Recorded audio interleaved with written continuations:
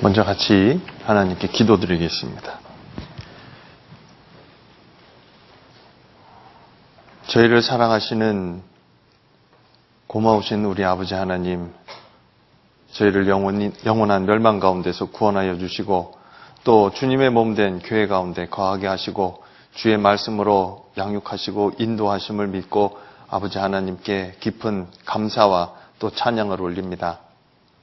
이 땅에서의 하루하루가 아버지 하나님 앞에 서는 그날 영원한 영광과 연결되어 있음을 저희들 오늘 또 함께 모여서 말씀을 상고하는 이 시간 더욱 깨닫게 도와주시고 저희의 모든 삶 가운데 온전히 우리 구주 예수 그리스도의 그 놀라운 은혜와 사랑을 더욱더 알고 그리고 감사함으로 말씀 가운데 살아갈 수 있도록 아버지 하나님 도와주시기를 기도합니다.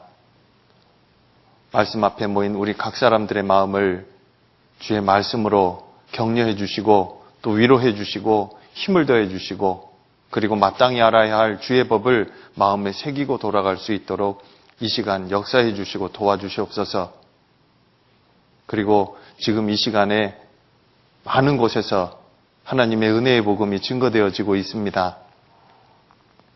곳곳마다 함께해 주시고 말씀을 들으시는 분들의 마음을 또한 열어주시고 그리고 하나님 말씀 앞에 정말 겸손되고 진실된 마음으로 주의 은혜를 구하고 또 구원받을 수 있도록 아버지 하나님 도와주시옵소서. 말씀을 전하고 계시는 우리 목사님들 또 전도사님들 일일이 기억해 주시고 더 큰 은혜와 권능으로 더해 주셔서 하나님의 말씀을 담대히 증거하고 우리 구주 예수 그리스도의 그 놀라운 은혜와 사랑을 분명히 말씀을 통해 증거하고 전할 수 있도록 도와주시옵소서. 그리고 특히 우리 형제 자매님들 가운데 병환 가운데 고통하고 있고 또 신음하고 있는 우리 형제 자매님들 계십니다.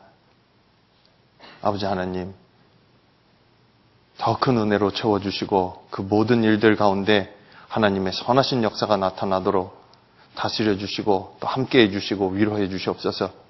오늘 함께 말씀을 상고하는 이 모든 시간 온전히 아버지 하나님의 은혜와 또 능력만을 의지합니다. 저희를 사랑하시고 지금도 저희를 위해서 기도하고 계시는 우리 구주 예수 그리스도 이름 받들어 감사하며 기도드렸습니다. 아멘. 성경 베드로전서 4장을 찾겠습니다.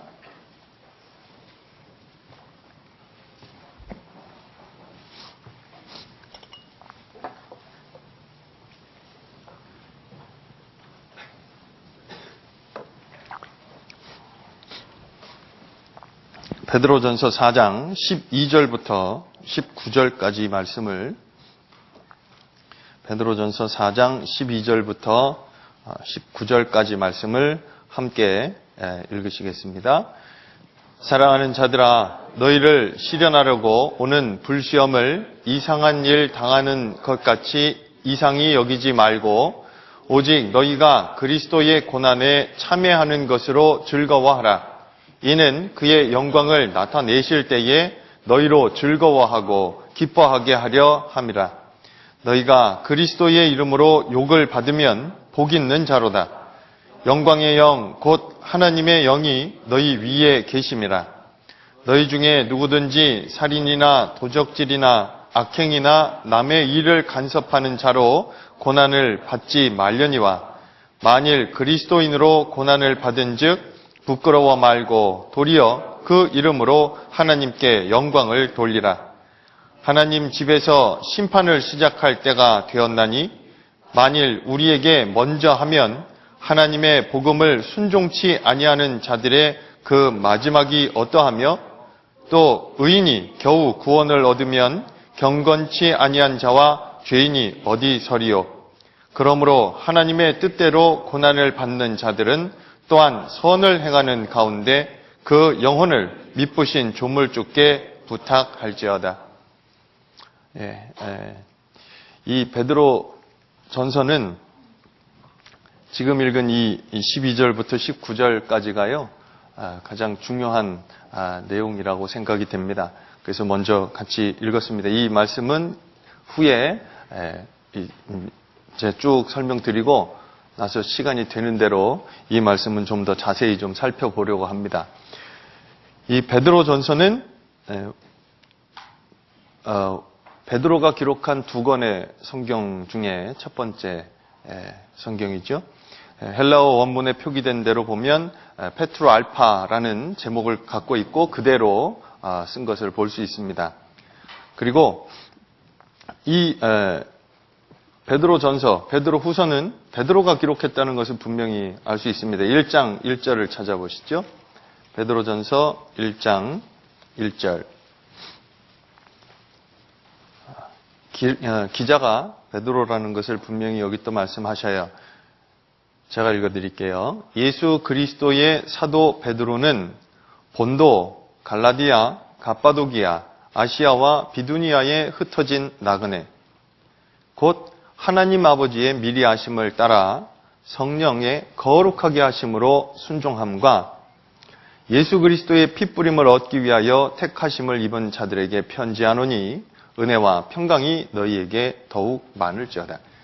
여기 시작할 때 사도 베드로가 이 본도, 갈라디아, 갑바도기아, 아시아와 비두니아에 있는 흩어진 나그네들, 이 교회, 우리 성도들에게 편지하는 것을 처음에 인사말로 우리에게 나타내고 있습니다. 성경에 보면 이 베드로의 이름이 이 베드로를 신약에 등장하는 횟수를 따져보면 대략 한 210회 정도가 나옵니다. 별로 안 놀라시는데 바울은 몇 번 정도 나올까요? 바울은 162회 정도 나옵니다. 그리고 다른 제자들을 다 합쳐도 140번 정도, 142회 정도가 등장하는 것으로 나옵니다. 그러니까 베드로가 신약 성경에 등장하는 것은 굉장히 많이 등장을 하는 거예요. 그럼에도 불구하고 기록한 성경은 두 권이죠. 베드로 전서, 후서. 그리고 이 본서의 내용, 베드로 전서의 내용을 가만히 살펴보면 사도행전에 베드로가 설교했던 내용들과 굉장히 많은 부분이 같이 반복이 되어지고 또 다시 나타나고 있는 것을 볼 때 베드로가 기록했다라는 것은 너무도 분명하다고 보여집니다. 먼저 베드로전서 1장 17절을 먼저 좀 잠깐 보죠. 베드로전서 1장 17절에 보면 함께 읽으실까요? 외모로 보시지 않고 각 사람의 행위대로 판단하시는 자를 너희가 아버지라 부른즉 너희의 나그네로 있을 때를 두려움으로 지내라. 여기 보면 외모로 보시지 않고 각 사람의 행위대로 판단하시는 자다라고 하나님을 설명하고 있는데 사도행전 한번 찾아볼까요? 사도행전 10장을 찾겠습니다.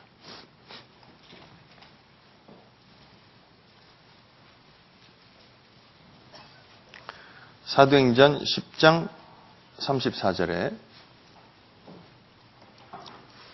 이 말씀도 함께 읽으시겠습니다. 베드로가 입을 열어 가로되 내가 참으로 하나님은 사람의 외모를 취하지 아니하시고 각 나라 중 하나님을 경외하며 의를 행하는 사람은 하나님이 받으시는 줄 깨달았도다. 이 베드로가 이야기할 때 하나님은 사람을 외모로 취하지 않으신다. 근데 이걸 또 베드로전서에 소아시아 지역에 있는 흩어져 있는 성도들에게 편지하면서 그 내용을 다시 한번 또 언급해서 설명하죠. 내용이 같아요. 그리고 다시 베드로전서에 베드로전서 1장에 책갈피해 두시는 게 좋겠어요. 오늘 계속 왔다 갔다 하면서 찾아야 되니까, 반복해서 계속 찾아야 되니까요. 책갈피해 두시고 베드로전서 2장을 찾아보죠.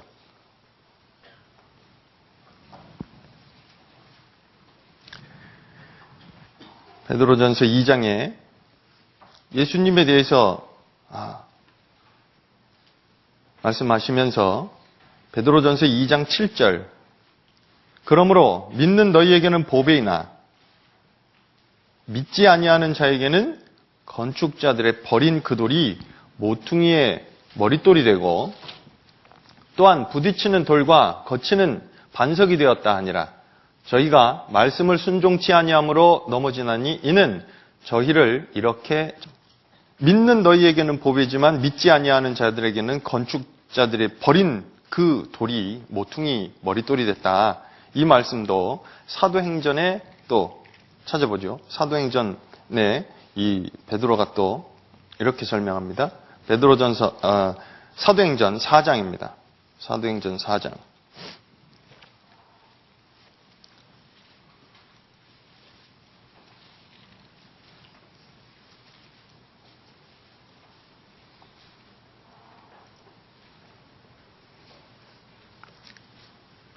사도행전 4장 5절부터 보시면 이튿날에 관원과 장로와 서기관들이 예루살렘에 모였는데 대제사장 안나스와 가야바와 요한과 알렉산더와 및 대제사장의 문중이 다 참여하여 사도들을 가운데 세우고 묻되 너희가 무슨 권세와 네 이름으로 이 일을 행하였느냐.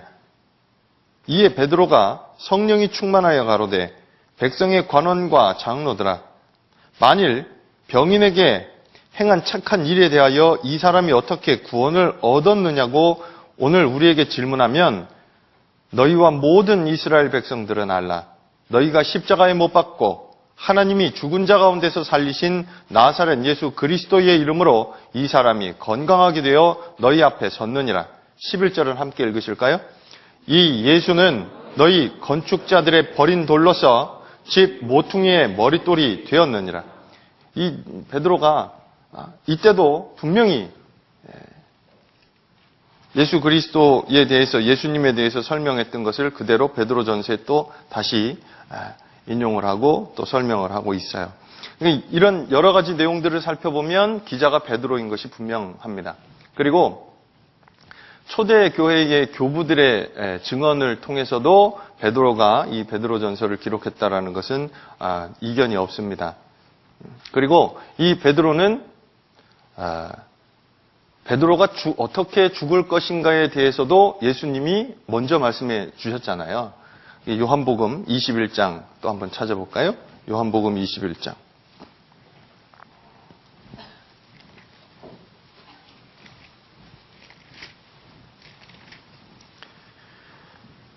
요한복음 21장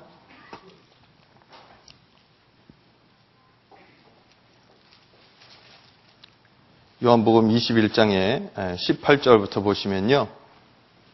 내가 진실로 진실로 내게 이르노니 젊어서는 내가 스스로 띠뛰고 원하는 곳으로 다녔거니와 늙어서는 내 팔을 벌리리니 남이 내게 띠띠우고 원치 아니하는 곳으로 데려가리라. 19절은 같이 읽겠습니다.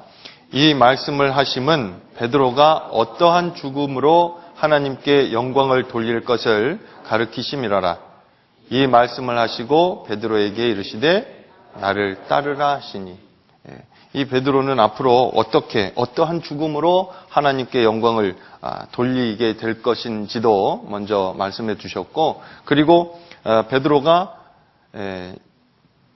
그 AD 68년경에 네로의 박해 때 그때 이제 십자가에 거꾸로 이제 못 박혀 순교당하는 거꾸로 박혀서 이제 순교당하는 것으로 전해지고 있습니다. 그리고 이 베드로는 성경에 등장하는 이름이 시몬이라는 이름도 있고 그리고 시므온이라는 이름으로도 나오고 게바라는 이름으로도 나옵니다. 다 같은 사람입니다. 베드로를 이야기하고 있습니다. 참고하시면 좋겠습니다. 그리고 이 베드로 전서는 그럼 언제 기록이 되었을까? 베드로가 순교당한 것이 이 네로 황제 때 그 네로 때 박해에 의해서 큰 박해가 있을 때 그때 순교를 당한 것으로 보게 되면 그러면 베드로 후서는 그때 기록이 된 거고요. 죽기 얼마 전에. 그러면 이 베드로 전서는 언제 기록이 된 거냐? 이 베드로 전서는 AD 62년부터 64년경에 베드로가 로마에 있을 때 여기 찾아보시죠. 베드로전서 5장에 여기 찾아보시죠. 베드로전서 5장 12절에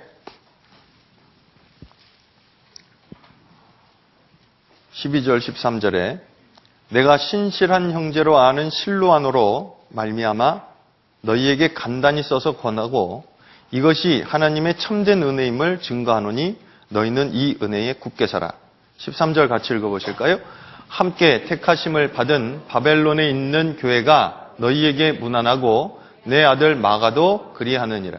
여기 보면 지금 이 베드로가 있는 곳이 바벨론에 있는 교회라고 되어 있는데 이걸 일반적으로 로마라고 봅니다.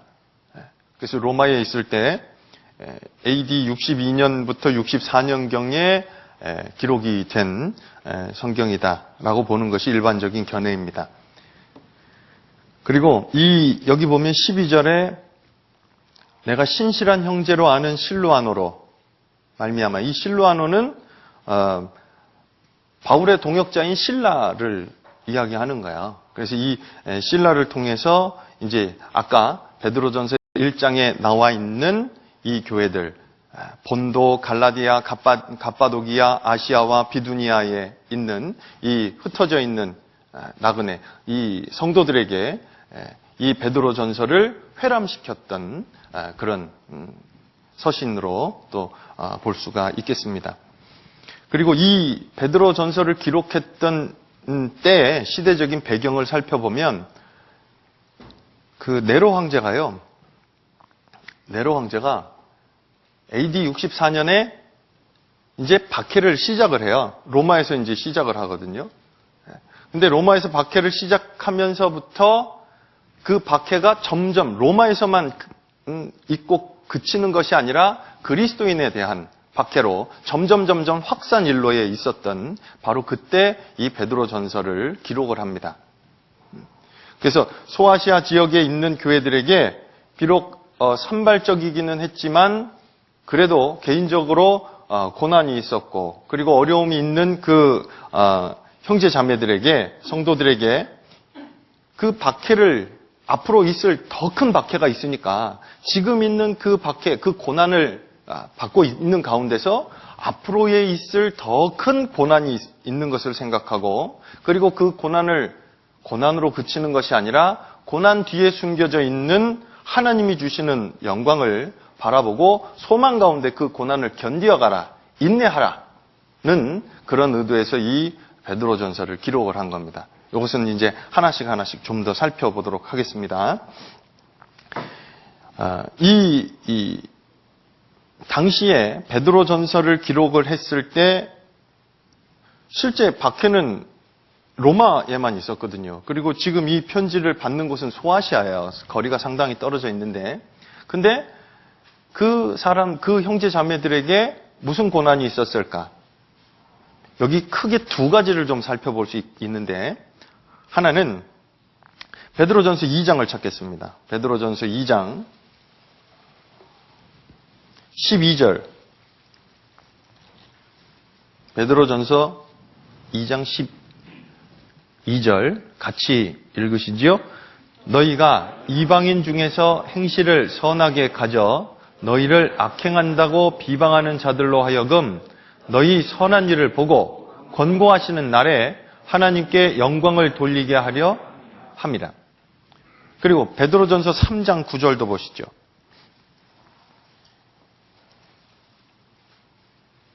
또 같이 읽겠습니다.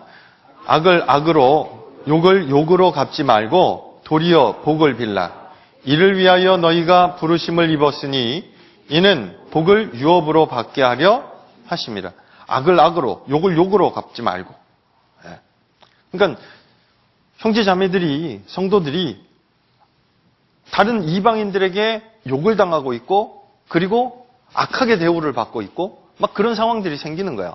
그리고 좀 전에 읽은 것처럼 베드로전서 2장 12절에 있는 것처럼 너희가 이방인 중에서 행실을 어떻게 해요? 선하게 가져. 그렇게 하다 보니까 자기들하고 다르다 이겁니다. 원래 그 사람들이 소아시아에 있는 흩어져 있는 나그네라고 지칭되어지는 우리 형제 자매들이 성도들이 원래는 그들과 똑같이 살았는데 근데 구원받고 나서 삶이 변한 거예요. 구별된 삶을 살고 예를 들면 이런 거죠. 술 좋아하던 사람이 어느 날 갑자기 예수 믿는다고 그러고 술 끊었어 이제. 그러니까 아니 엊그저께까지만 먹더니 왜 갑자기 이러느냐고 그러면서 막 핍박하는 그런 모습들이 나타나기 시작하는 거예요. 하나의 예지만요. 그리고 베드로전서 4장도 한번 더 보죠. 베드로전서 4장 3절, 4절 또 같이 읽어보시겠습니다. 너희가 음란과 정욕과 술취함과 방탕과 연락과 무법한 우상 숭배를 하여 이방인의 뜻을 조차 행한 것이 지나간 때가 족하도다. 이러므로 너희가 저희와 함께 그런 극한 방탕에 다름질하지 아니하는 것을 저희가 이상히 여겨 비방하나. 아니 그렇게 안 살면 그렇게 살던 사람이 완전히 다른 모습으로 살아요.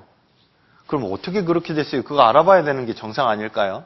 근데 자기들하고 다르다고 이상히 여기고 비방하는 거예요. 그러므로 말미암아서 성도들의 삶의 방식이 하나님을 믿고 그리고 예수 그리스도로 말미암아 베푸신 구원을 받고 그리고 나서 다른 삶을 살게 되어지니까 그것을 이제 자기들과 다르다고 핍박을 하는 핍박이 있었던 겁니다. 그리고 또 하나는 이 베드로전서를 받고 있는 소아시아 지역에 있는 이 성도들이 아직 신앙생활에 대한 바른 정립이 되어지지 않았던 거야. 그러니까 이제 이방인들하고 같이 생활을 하면서 내가 어떻게 살아야지 되냐? 아니 이런 거죠. 종으로 살고 있으면서 상전을 대할 때 어떻게 대해야 되냐? 또 남편과 아내로서 가족 가운데서 어떻게 살아야 되냐? 그리고 위정자들에게는 어떻게 대해야 되냐? 하는 것들도 아직 바른 신앙생활에 정립이 되어지지 않으니까 그것을 이 베드로는 이 베드로 전서를 통해서 어떻게 하라 하고 권면의 말로 그들에게 삶의 지침을 주고 있습니다. 그래서 베드로전서 2장 13절 보면 베드로전서 2장 13절 보면 인간의 세운 모든 제도를 주를 위하여 순복하되 혹은 위에 있는 왕이나 혹은 악행하는 자를 징벌하고 선행하는 자를 포장하기 위하여 그의 보낸 방백에게 하라. 그래서 이런 사회적인 질서에 대한 부분, 그래서 성도들이 사회생활을 하는 가운데서도 어떠한 이방인들과의 관계에서 어떻게 해야 할까 하는 부분에 대해서도 자세히 설명을 하고 있습니다.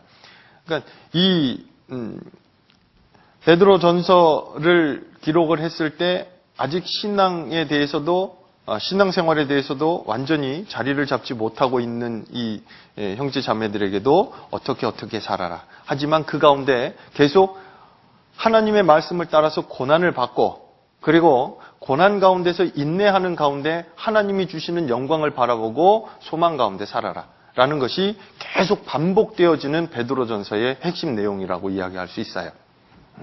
그리고 좀 전에도 말씀드린 것처럼 이제 이 기록한 목적이 네로 시대에 그리스도인의 대박해가 이제 극에 달하게 되거든요. 그럴 때 지금은 이 편지를 받고 있는 소아시아 지역에 있는 형제자매들에게는 아직 그 핍박이 다 오지는 않았어요.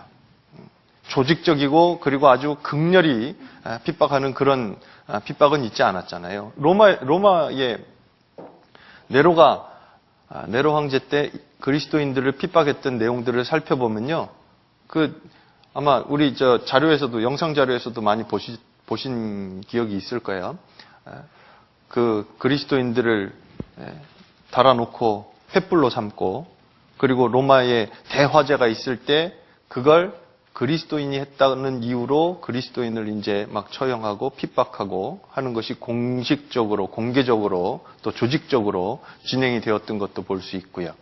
그리고 짐승의 가죽을 입혀가지고 그리고 사나운 짐승들 앞에다 풀어놓고 도망가고 처참하게 죽는 것을 보게 해놓고 아주 잔인하게 그리스도인들을 박해했습니다. 그런데 그것이 이 당시에는 로마 시대에만 국한이 돼 있었던 로마에만 국한이 돼 있다는 얘기였죠. 그런데 이게 이제 점점 퍼져나가기 시작해요. 그래서 언제 이 편지를 받고 있는 소아시아 지역에 있는 성도들에게도 그런 일이 닥칠지 모르는 위기감은 계속 조성이 되고 있는 거야. 그 가운데 형제 자매들이 이제 앞으로 있을 고난이, 더 큰 고난이 기다리고 있으니까 지금 받는 고난, 이거는 지금 이제 앞으로 있을 고난에 비하면 별것 아닌 거고, 그리고 앞으로 있을 고난도 충분히 하나님이 견딜 수 있게 도와주실 거니까 그걸 잘 견뎌보자, 잘 견뎌라 하는 것을 계속 반복해서 이야기합니다. 베드로전서 4장입니다. 그래서 아까 우리 처음에 시작할 때 읽었던 말씀 중에 14절 또 다시 같이 읽어보시죠. 너희가 그리스도의 이름으로 욕을 받으면 복 있는 자로다. 영광의 영, 곧 하나님의 영이 너희 위에 계심이라. 그래서 소아시아 지역에 있는 성도들을 위로하고 격려하기 위해서 이 편지를 이제 기록을 한 겁니다. 그리고 이 베드로 전서의 가장 핵심되어지는 단어다라고 볼 수 있는 단어가 있어요. 지금 계속 반복해서 나오는 건데 혹시 뭐라 생각하세요? 고난. 고난이 핵심 단어라고 볼 수 있어요. 그리고 이 고난은 다 살펴보면 16번 나옵니다. 그런데 이 고난 나오는데 오늘 이제 같이 공부하고 나서 다시 한번 이 5장밖에 안 되니까 금방 읽거든요. 오늘 댁에서 몇 번 다시 한번 읽어보고 그리고 묵상하고 그리고 정리하는 것이 좋겠는데요. 고난이라는 단어를 베드로 전서에서 이제 이따가 댁에서 읽으실 때 고난이라는 단어를 보게 되면 그 뒤에 따라 나오는 단어가 있는 걸 볼 수 있어요. 그게 뭘까요? 영광입니다. 영광. 베드로 전서에서 이야기하고 있는 고난은 단순한 고난으로 그치지 않습니다. 그걸 통해서 하나님이 우리에게 정말 주시려고 하는 게 따로 있다는 거예요. 그게 뭐라고요? 영광이에요. 그래서 이 베드로 전서를, 이 베드로를요, 소망의 사도다라고도 부르는 데는 이유가 있는 겁니다. 그래서 이 환난 중에 있는 성도들에게 그리스도의 은혜로 말미암아 주어진 첫 번째 구원의 소중함부터 베드로전서 1장에 이야기하고 있거든요. 그리고 그 구원에 대한 소중함으로 말미암아서 그 구원받은 것이 얼마나 큰 거냐, 그리고 이게 얼마나 영광스러운 거냐, 그리고 그 우리 구주 예수 그리스도로 말미암아서 산 소망이 있는 것이 이게 얼마나 큰 거냐라는 것을 베드로전서 1장의 시작부터 이야기하고 이 베드로전서를 시작해요. 그리고 앞으로 있을 큰 고난이 있지만 그거 가운데서도 담대히 견디어 나갈 수 있고, 그리고 그 고난 가운데서도 담대히 대처할 수 있는 바로 믿음의 근거가 그리스도로 말미암아 우리에게 주신 소망 가운데 있다. 소망이 있기 때문이다. 라는 것을 시작부터 이야기하죠. 한번 찾아보죠. 베드로전서 1장.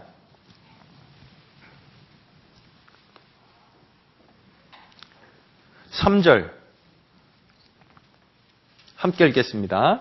찬송하리로다. 우리 주 예수 그리스도의 아버지 하나님이 그 많으신 긍휼대로 예수 그리스도의 죽은 자 가운데서 부활하심으로 말미암아 우리를 거듭나게 하사 산 소망이 있게 하시며, 예수 그리스도의 아버지 하나님이 그 많으신 긍휼대로 예수 그리스도의 죽은 자 가운데서 부활하심으로 말미암아, 그냥 죄를 대속하시고 끝난 게 아니에요. 다시 사셨어요. 구원받은 사람들, 이 거듭난 건 속죄와 그리고 새 생명 가운데 사는 것이 포함됩니다. 그리스도를, 예수 그리스도의 죽은 자 가운데서 부활하심으로 말미암아 우리를 거듭나게 하사 산 소망이 있게 하셨어요. 근데 그 근거가 뒤에 18절, 19절에 있죠. 같이 읽으시죠. 너희가 알거니와 너희 조상의 유전한 망령된 행실에서 구속된 것은 은이나 금같이 없어질 것으로 한 것이 아니요 오직 흠없고 점없는 어린 양 같은 그리스도의 보배로운 피로 한 것이니라. 거듭난 것은 보배로운 우리 구주 예수 그리스도의 보배로운 피로 한 겁니다. 이 구원받은 것이 얼마나 큰 건지 실제 거기 그 위에 8절에 보면 예수를 너희가 보지 못하였으나 사랑하는도다. 이제도 보지 못하나 믿고 말할 수 없는 영광스러운 즐거움으로 기뻐하니 믿음의 결국 곧 영혼의 구원을 받음이라. 예수님의 보혈로 말미암아 우리가 직접 본 적은 없지만 그 예수님을 예수 그리스도로 말미암아서 우리에게 베풀어 주신 그 놀라운 사랑을 그것을 믿고 그것을 믿음으로 말미암아 영혼의 구원을 받은 것. 이게 얼마나 중요한 거고 그리고 영광스러운 거냐. 고난은 있지만 그 고난으로 그치는 것이 아니라 하나님 앞에 영원한 영광을 받게 되어질 것이 예비되어 있기 때문에 그것이 바로 소망으로 연결되어진다라는 것도 분명히 이야기한다고 생각합니다. 그리고 이 고난을 계속 이야기하잖아요. 고난에 대해서 계속 이야기하는데 근데 그 고난을 이야기하면서 아까 제가 이 베드로전서의 핵심 단어라고 이야기할 수 있는 게 고난입니다라고 말씀드렸죠. 그 중에 그게 몇 번 나온다고요? 한번 찾아보세요. 몇 번 나오나 한번 체크해 보면서 보는 것도 좋겠고요. 그 중에 6번은 그리스도의 고난과 연결되어 있어요. 그리고 10번은 그리스도인의 고난과 연결되어 있거든요. 왜 그리스도인들이 받는 고난에 대해서 이야기하면서 예수님이 받으신 고난과 연결해서 이야기할까? 왜냐하면 그 고난을 주님이 먼저 받아주신 건 우리에게 본으로 보여주셨다는 거예요. 그래서 주님이 본을 보여주셨고 우리는 그 본을 따라가도록. 그래서 예수님이 받으신 고난이 결국은 우리 그리스도인들이 이 땅에 사는 동안에 받게 되어질 고난과 연결이 된다. 그리고 주님이 그것을 본으로 받으신 거다라는 것도 말씀하시는 것도 잊지 말아야 되겠습니다. 베드로전서 2장 21절입니다.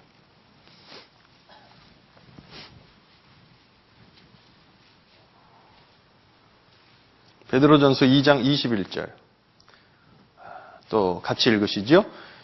이를 위하여 너희가 부르심을 입었으니 그리스도도 너희를 위하여 고난을 받으사 너희에게 본을 끼쳐 그 자취를 따라오게 하려 하셨느니라. 본으로 받으신 거예요.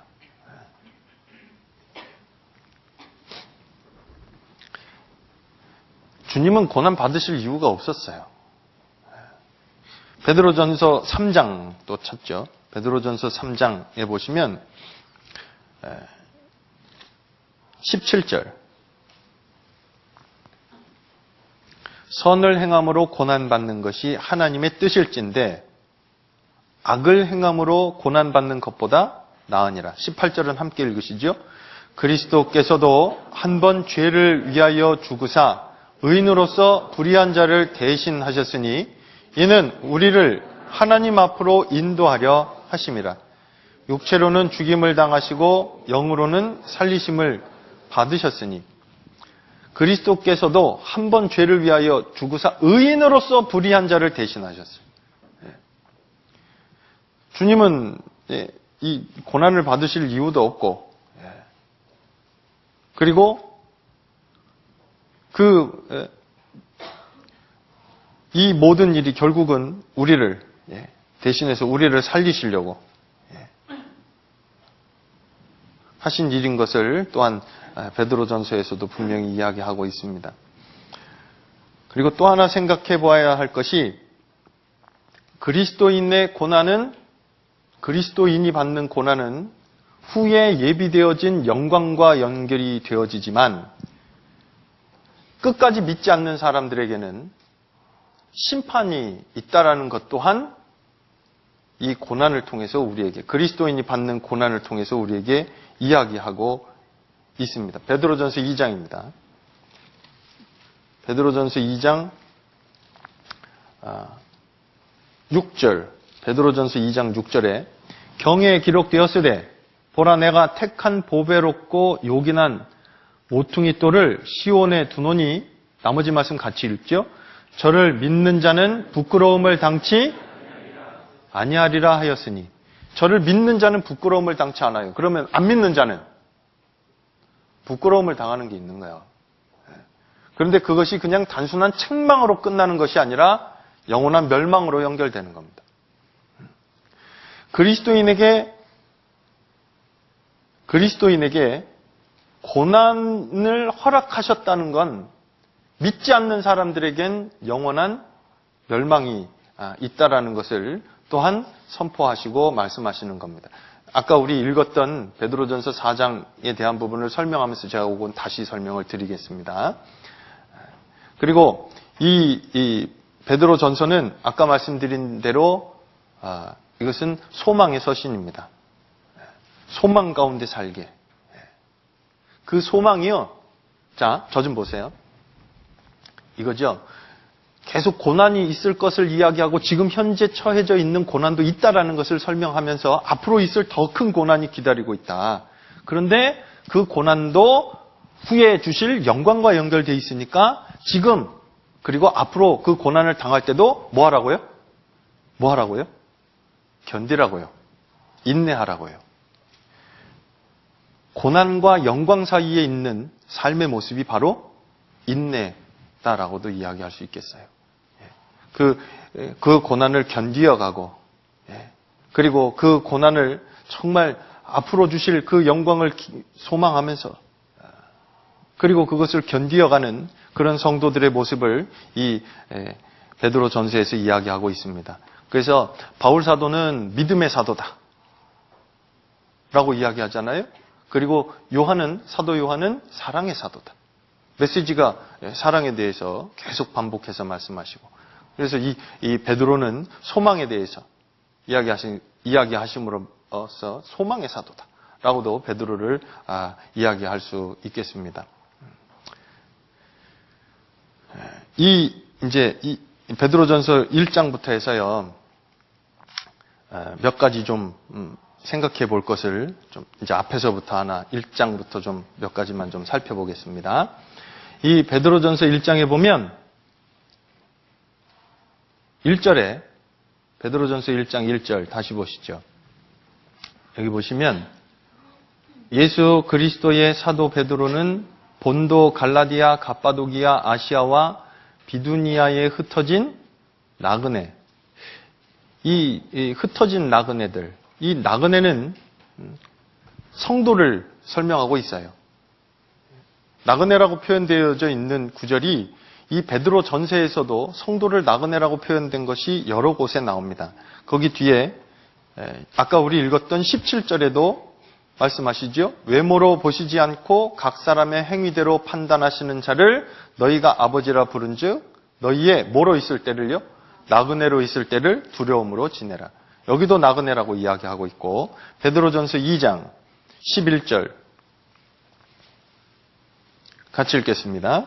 사랑하는 자들아 나그네와 행인 같은 너희를 권하노니 영혼을 거스려 싸우는 육체의 정욕을 제어하라. 여기도 성도들을 나그네라고 이야기해요. 이걸 왜 성도를 부르면서 나그네라고 얘기했을까? 성도의 구원받은 그리스도인의 정체성에 대한 것부터 이야기하고 시작하는 거예요. 우리는 그리스도인은 이 땅에서 나그네로 사는 사람들이라는 거죠. 하나님을 떠난 사람들이 하나님을 떠난 사람이 제일 먼저 하는 게 있어요. 하나님을 떠난 사람이 제일 먼저 했던 것은 창세기 4장에 보면 아담의 후손 중에 가인의 후손들, 특히 가인이 창세기 4장에 보면 하나님의 앞을 떠나나가서 제일 먼저 했던 게 뭐였어요? 성을 쌓거든요. 하나님의 다스리심과 하나님의 보호하심 가운데 있는 사람은 하나님을 의지하게 돼 있습니다. 그런데 반대로 하나님과 상관없이 하나님을 떠나버렸습니다. 그러면 무엇부터 해요? 자기가 보호받고 자기를 보호해줄 그 대상을 만듭니다. 가만히 보면요. 구원받은 그리스도인들은 이 땅에 보호받고 이 땅에서 안주하고 사는 사람들이 아니라 이 땅에서 나그네로 살고 있다는 걸 분명히 알 수 있어요. 히브리서 11장도 찾죠.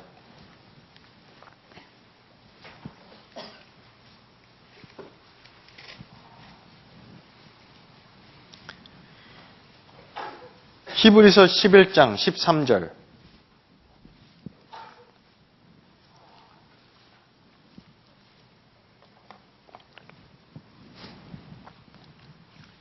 함께 읽겠습니다. 이 사람들은 다 믿음을 따라 죽었으며 약속을 받지 못하였으되 그것들을 멀리서 보고 환영하며 또 땅에서는 외국인과 나그네로라 증거하였으니 이같이 말하는 자들은 본향 찾는 것을 나타냅니다. 여기 보시면 이 사람들은 어떤 사람들이냐면 구약시대부터 그 위에 거론되었던 믿음의 선진들, 이 사람들은 다 믿음을 따라 죽었으며 약속을 받지 못하였으되, 약속을 받지 못했다라는 말은 무슨 말이냐면요, 하나님이 약속해 주신 것에 대한 성취를 보지 못했다라는 말이야. 약속은 받았죠. 근데 그 성취, 약속이 이루어지는 것은 실제 보지 못하고 죽었어요. 그런데 그것을 멀리서 보고 환영하며 또 땅에서는 뭐라고요? 외국인과 나그네로라 증거하였다고요. 그 요셉의 아버지 야곱도 바로 앞에 섰을 때 나그네 인생길이 130년이라고 험악한 세월을 보냈나이다. 나그네 세월이라고 이야기하고. 믿음의 사람들은요, 실제 성에 거하지 않아요. 장막에 거했죠. 이 나그네의 특징이 있는데요. 분명한 목적지가 있는 나그네예요. 세상에 살고 있는 그리스도인들의 목적지가 있어요. 이 땅에 안주하고 있는 것이 아니라 이 땅에 나그네로 살아. 어디까지 가려고요? 목적지가 천국입니다. 하나님이 예비하신 그 영원한 영광을 누리고 사는, 영원한 천국을 소망하면서 사는 사람들이에요. 하지만 이 땅에서 보면 나그네죠. 찾았으니까 그 앞에 10절 9절부터 제가 먼저 읽겠습니다. 믿음으로 저가 외방에 있는 것 같이 약속하신 땅에 우거하여 동일한 약속을 유업으로 함께 받은 이삭과 야곱으로 더불어 장막에 거하였으니, 10절은 함께 읽죠. 이는 하나님의 경영하시고 지으실 터가 있는 성을 바랐음이니라. 하나님의 경영하시고 지으실 터가 있는 성을 바라보고 살아요. 그러니까 이 땅의 성에 안주하지 않는 거야. 목적지가 분명히 있어요. 그리고 이 나그네는요, 그리스도인을 나그네로 설명을 했을 때 이 나그네는 목적지에 대한 소망을 갖고 사는 사람들이거든요. 천국에 대한 소망을 갖고 사는 사람들이에요. 요한일서 3장.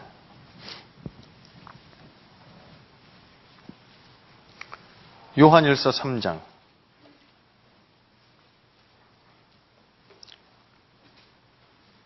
2절, 3절. 요한일서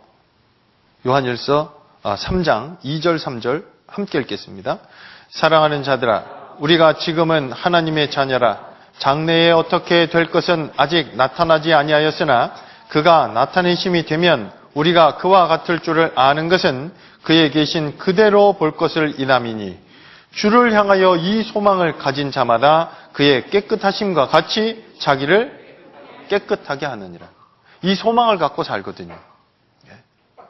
주님 만나기를 소망하고 살아요. 그러니까 지나가는 풍경 거기에 마음 뺏기지 않지요. 더 좋은 것이 있는 걸 아는데. 그리고 가야 될 곳이 있는 분명한 목적지가 어딘지 분명히 아니까요. 베드로전서 1장에 성도를 베드로 사도가 흩어져 있는 나그네다 라고 부른 것은 틀린 말이 아니라 생각합니다.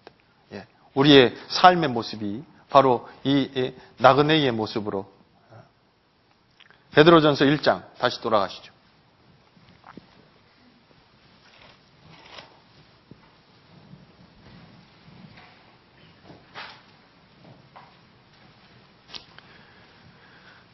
베드로전서 1장 15절.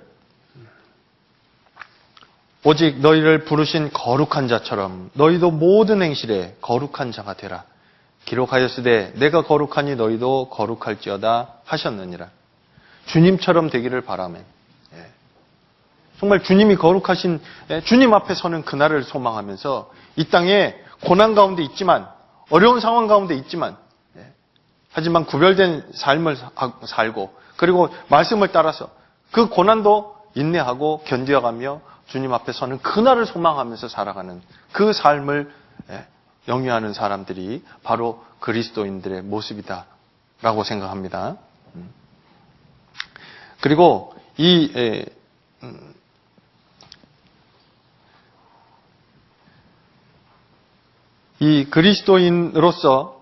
그리스도인으로서요,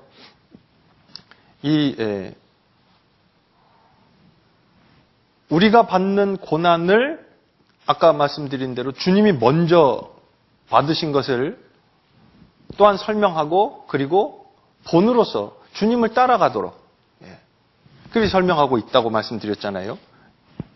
여기 베드로전서 2장 아까 찾아봤는데 잠깐 다시 보시죠. 베드로전서 2장 21절.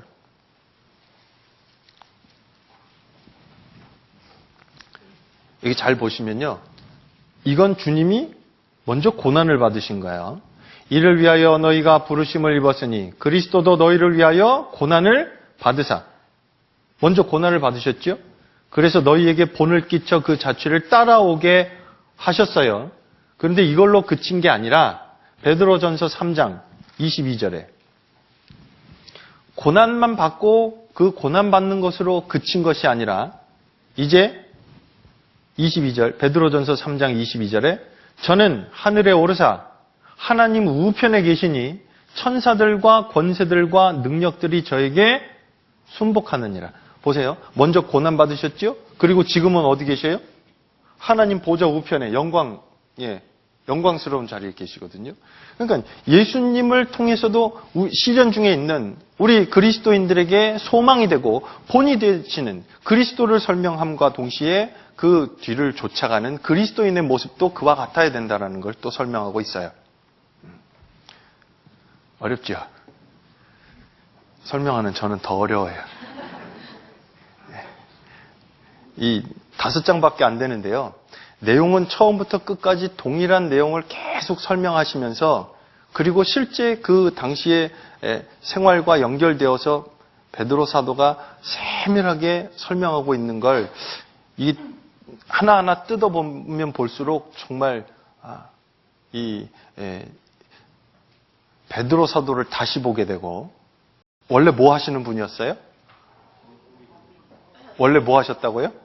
원래 어부였는데 지금 어부였던 베드로가 이제 사람 낚는 어부가 되어서 하나님의 말씀을 우리 구주 예수 그리스도로 말미암아 우리에게 주신 그 놀라운 은혜를 소아시아 지역에 있는 성도들에게, 고난 가운데 있는 성도들에게 설명하고 그들에게 격려하고 위로하는 편지를 읽고 있는데, 같이 그 말씀을 보고 있는데,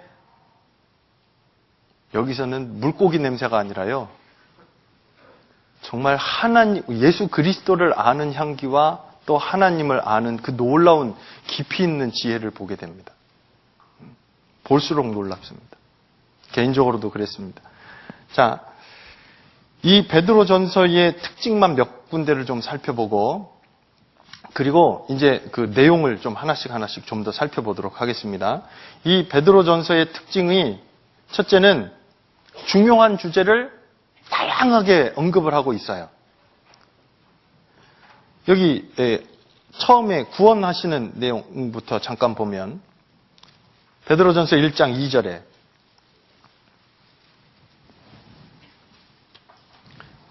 베드로전서 1장 2절에 같이 읽겠습니다. 곧 하나님 아버지의 미리 아심을 따라 성령의 거룩하게 하심으로 순종함과 예수 그리스도의 핏부림을 얻기 위하여 택하심을 입은 자들에게 편지하노니 은혜와 평강이 너희에게 더욱 많을지어다. 여기 보면 하나님 아버지도 계시죠. 그리고 성령의 거룩하게 하심으로 순종함과 성령에 대해서도 얘기하고 있죠. 그리고 이 한 절에 또 예수 그리스도의 핏부림을 얻기 위해서 성부, 성자, 성령을 다 이야기하고 있어요. 삼위일체의 구원 사역에 대해서도 또한 말씀하고 계시다고요. 이건 평범한 사람의 글이 아니에요. 하나님이 베드로에게 알게 하신 그 놀라운 진리를 성경에 또 이 편지를 통해서, 이 서신을 통해서 성도들에게 격려하고 위로하는 아주 중요한 그런 내용들을 담고 있어요. 교리적으로도. 그리고 또 삼위일체 하나님의 구원 사역에 대해서도 말씀하고 있고, 그리고 베드로전서 4장에 보면 19절에 그러므로 하나님의 뜻대로 고난을 받는 자들은 또한 선을 행하는 가운데 그 영혼을 미쁘신 누구에게요? 조물주께 부탁할지어다. 창조주 하나님에 대한 언급도 있고, 그리고 예수 그리스도의 대속으로 말미암아서 우리를 구원하신 그 놀라운 일도 예수님의 대속도 성경에서 이야기하고 있고요. 예수님 대속에 대해서는 많이 이야기하셨어요. 읽지는 않고 찾아만 볼게요. 베드로전서 1장 3절 보세요. 그리고 아까 우리 읽었던 베드로전서 1장 18절 19절에서도 말씀하고 계시죠. 그리고 베드로전서 2장 24절도 말씀하고 있어요. 이건 읽을까요? 같이? 친히 나무에 달려 그 몸으로 우리 죄를 담당하셨으니 이는 우리로 죄에 대하여 죽고 의에 대하여 살게 하려 하심이라. 저가 채찍에 맞음으로 너희는 나음을 얻었나니 너희가 전에는 양과 같이 길을 잃었더니 이제는 너희 영혼의 목자와 감독 되신 이에게 돌아왔느니라.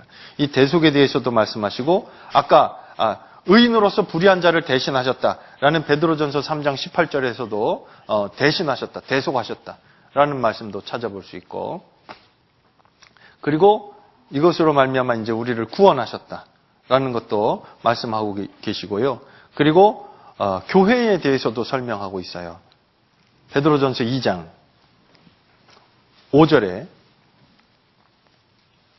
너희도 산돌같이 신령한 집으로 세워지고 예수 그리스도로 말미암아 하나님이 기쁘게 받으실 신령한 제사를 드릴 거룩한 제사장이 될지라. 여기 너희도 산돌같이, 예수님이 보배로운 산돌이시거든요. 그래서 너희도 산돌같이 신령한 집으로 세워져요. 신령한 집이 뭔데요? 이게 교회거든요. 교회에 대한 설명도 하고 있고, 그리고 교회가 해야 하는 역할이 무엇인지도 여기 설명하고 있어요. 9절. 오직 너희는 택하신 족속이요 왕같은 제사장들이요 거룩한 나라요 그의 소유된 백성이니 이는 너희를 어두운 데서 불러내어 그의 기이한 빛에 들어가게 하신 자의 아름다운 덕을 선전하게 하려 함이라. 예수 그리스도로 말미암아 우리에게 베푸신 그 놀라운 아름다운 덕을 선전하는, 그게 교회가 할 일이거든요. 구제 사업이 아닙니다. 예수 그리스도를 전하고 영혼이 구원받는 일, 그게 교회가 해야 될 일인 거예요. 그리고 또 이 베드로 전서에는 재림에 대해서도 많이 말씀하셨거든요. 소망의 근거가 바로, 저 좀 보세요. 고난이 있고 그 고난 뒤에 숨겨져 있는 영광을 보게 하시잖아요. 근데 그 영광은 언제 받아요? 이 땅에 계속 고난받고 있는데 그 영광은 언제요? 주님 재림하실 때. 그래서 그 영광을 얻게 되어지는 것이 주님의 재림과 연결되어 있어요. 그래서 이 베드로전서 1장 여기 13절 보시면 그러므로 너희 마음의 허리를 동이고 근신하여 예수 그리스도의 뭐 하실 때요? 나타나실 때에 너희에게 가져올 은혜를 온전히 바랄지어다. 재림에 대해서 말씀하고 있고, 그리고 베드로전서 4장 7절에도 만물의 마지막이 가까웠으니 그러므로 너희는 정신을 차리고 근신하여 기도하라. 만물의 마지막이 가까웠다. 라는 것도 재림과 종말이 가까웠다라는 것에 재림과 종말에 대해서 말씀을 하실 때도 이 베드로전서에서도 이 여러 모양으로 설명하고 있는 것을 알 수 있습니다. 그리고 또 하나 놀라운 것은 이 베드로전서를 가만히 살펴보면요. 이 베드로가 아까 우리 어부였다 아까 얘기했잖아요. 그렇죠? 예.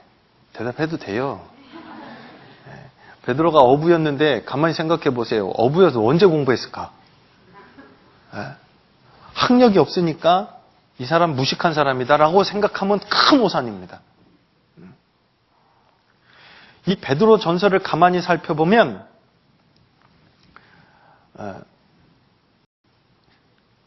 크게 두 가지를 볼 수 있는데 구약에 말씀하셨던 그 예언들이 이루어졌다라는 것을 정확하게 이야기하고 있어요. 그러니까 예수님의 첫 번째 고난 받으실 것과 후에 영광 받으실 것에 대해서도 지금 현재 성도들이 고난을 받고 있는 것과 앞으로 받게 될 영광과 연결해서 정확하게 설명하고 있고, 또 하나는 그 고난과 영광에 대한 이야기를 하고 있으면서 구약 성경을 아주 적절하게 가서 인용을 하고 있거든요.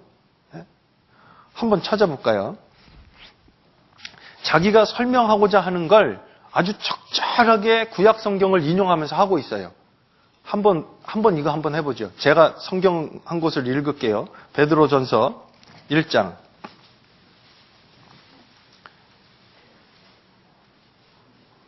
16절.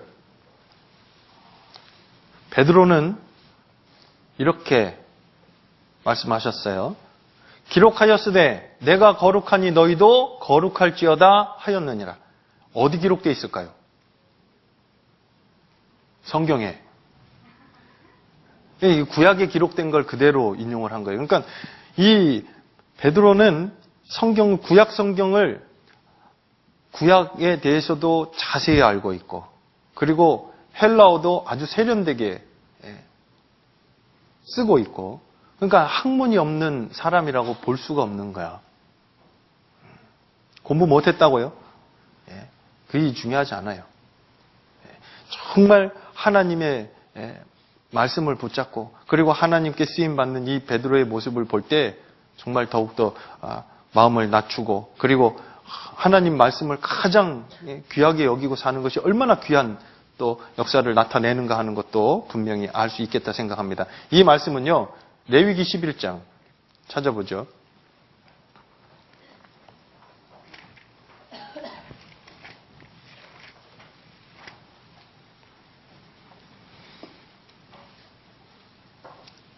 레위기 11장 45절.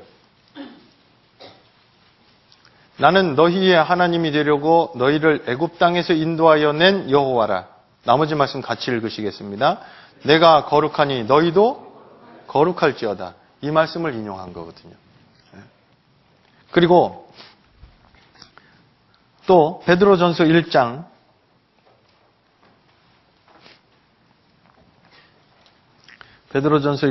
25절.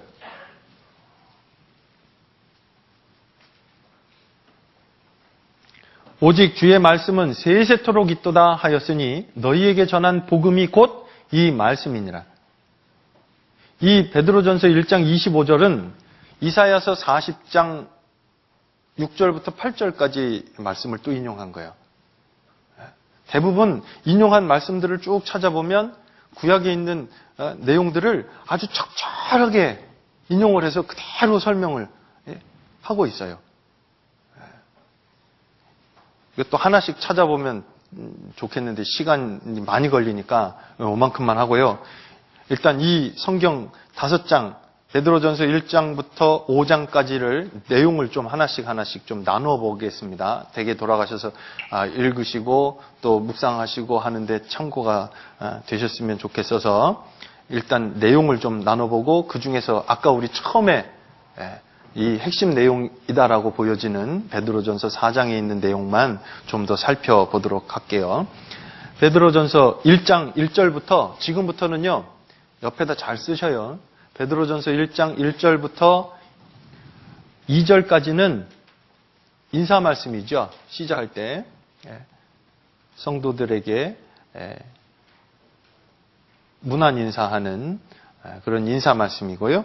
그리고 베드로전서 1장 그 3절부터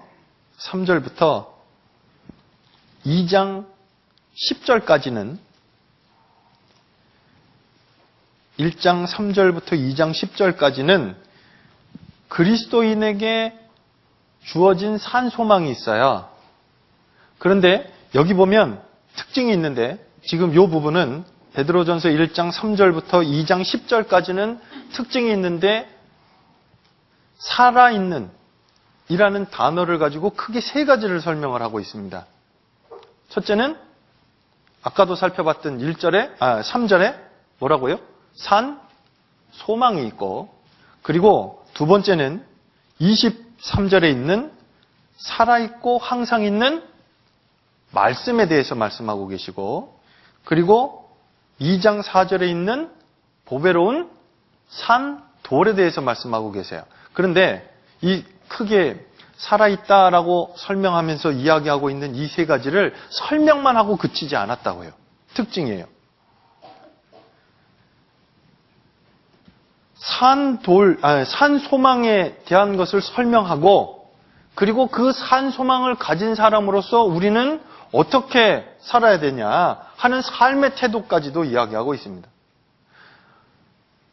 살아있고 항상 있는 말씀에 대해서 설명함과 동시에 그것을 받은 사람들이 어떻게 살아야 되냐, 그 말씀에 대한 태도를 어떻게 갖고 살아야 되냐 하는 것도 설명하고 있고 산돌이신 예수 그리스도를 설명하면서 설명으로 그치는 게 아니라 그러면 우리가 산돌이신 예수 그리스도와의 관계에서 어떻게 살아야 되냐 하는 삶의 태도까지도 구체적으로 설명하고 있어요. 그래서 이 1장 3절부터 2장 10절까지는 그리스도인에게 주어진 사한 소망과 그것과 관련되어진 우리의 삶의 태도는 어떠해야 하냐 하는 것으로 나눠볼 수 있는데 크게 3가지로 나눠볼 수 있는 거예요. 사한 소망, 그리고 살아있고 항상 있는 말씀, 그리고 산돌이신 예수 그리스도. 그렇죠? 그러면 이것도 잠깐만 좀 살펴보죠.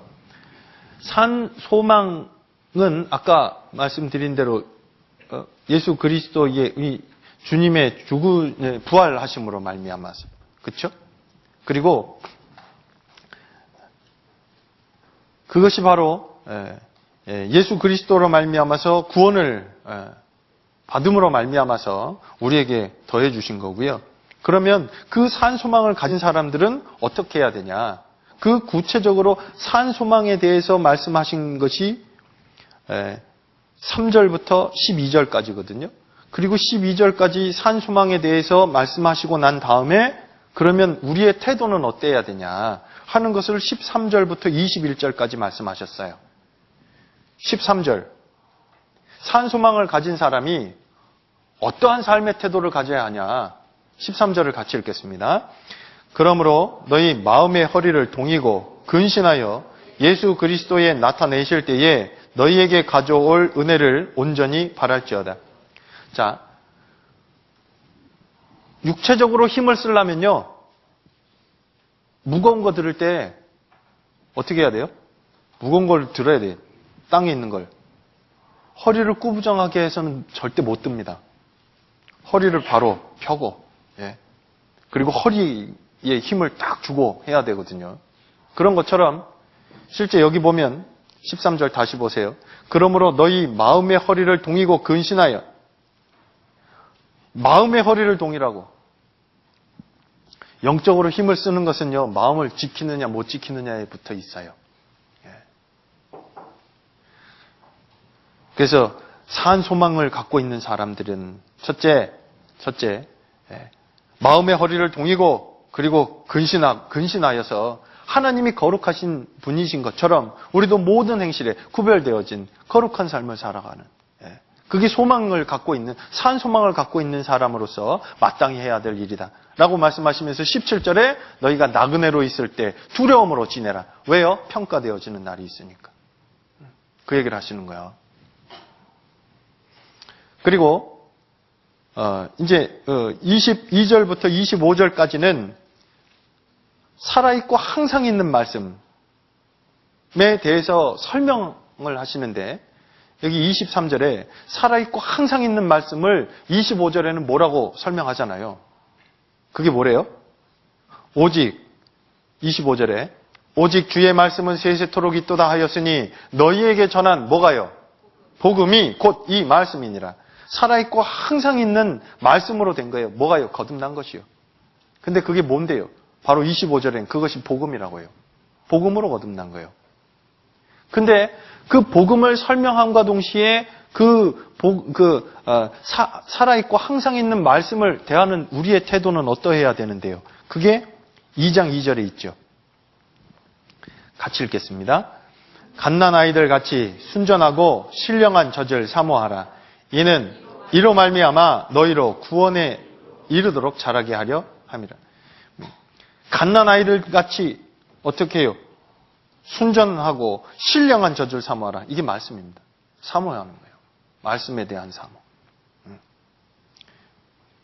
이게 3절까지 말씀하고 있고요. 그리고 산돌이신 예수 그리스도를 설명하는 게 4절에 말씀하시잖아요. 보배로운 산돌이신 예수에게 나와. 산돌이신 예수님을 설명하고, 그리고 우리는 그럼 어떤 관계가 돼야 되냐. 예수님이 모퉁이 머릿돌이에요. 그리고 우리는 거기로부터 시작되어서 이제 신령한 집으로 세워져 가고 있어요. 그리고 그 집에서 무슨 역할을 하는데요? 예수님이 대제사장이시고, 영원히 계시는 대제사장이시잖아요. 그럼 우리는요? 구원받은 그리스도인은 제사장으로서. 그래서 그 뒤에 10절까지 그 말씀을 하고 계시는데 아까 읽었으니까요. 9절에 제가 읽을게요. 베드로전서 2장 9절. 그럼 우리는 어떻게 해야 되냐? 오직 너희는 택하신 족속이요, 왕같은 제사장들이요, 거룩한 나라요, 그의 소유된 백성이니 이는 너희를 어두운 데서 불러내어 그의 기이한 빛에 들어가게 하신 자의 아름다운 덕을 선전하게 하려 하심이라. 이제 정말 왕같은 제사장이 택하신 족속이고 왕같은 제사장이고 거룩한 나라고 그의 소유된 백성이니까 어두운 데서 불러내어서 이제 그의 기이한 빛에 들어가게 하신 자의 아름다운 덕을 이제 선전하는 것. 예수 그리스도를 증거하고 전하는 그것이 그리스도인으로서 해야 할 일인 것이다. 그리고 그것이 산돌이신 예수님과 연결되어져 있는 그리스도인들, 신령한 집으로 세워져가는 그리스도인들의 삶의 모습이다라고 이야기하고 있죠. 그리고 베드로전서 2장 11절부터 4장 11절까지는 이 나그네로서의 삶의 모습과 자세를 이야기하고 있어요. 어떤 때는 시민으로서 사는 모습, 백성으로서 사는 모습도 설명하고 있고, 그리고 종으로서 사는 모습도 설명하고 있고, 그리고 또 남편과 아내와 남편으로서 가족 간의 어떤 삶을 살아야 되냐, 어떤 모습으로 살아야 되냐 하는 것도 설명하고 있고, 그리고 다른 사람들과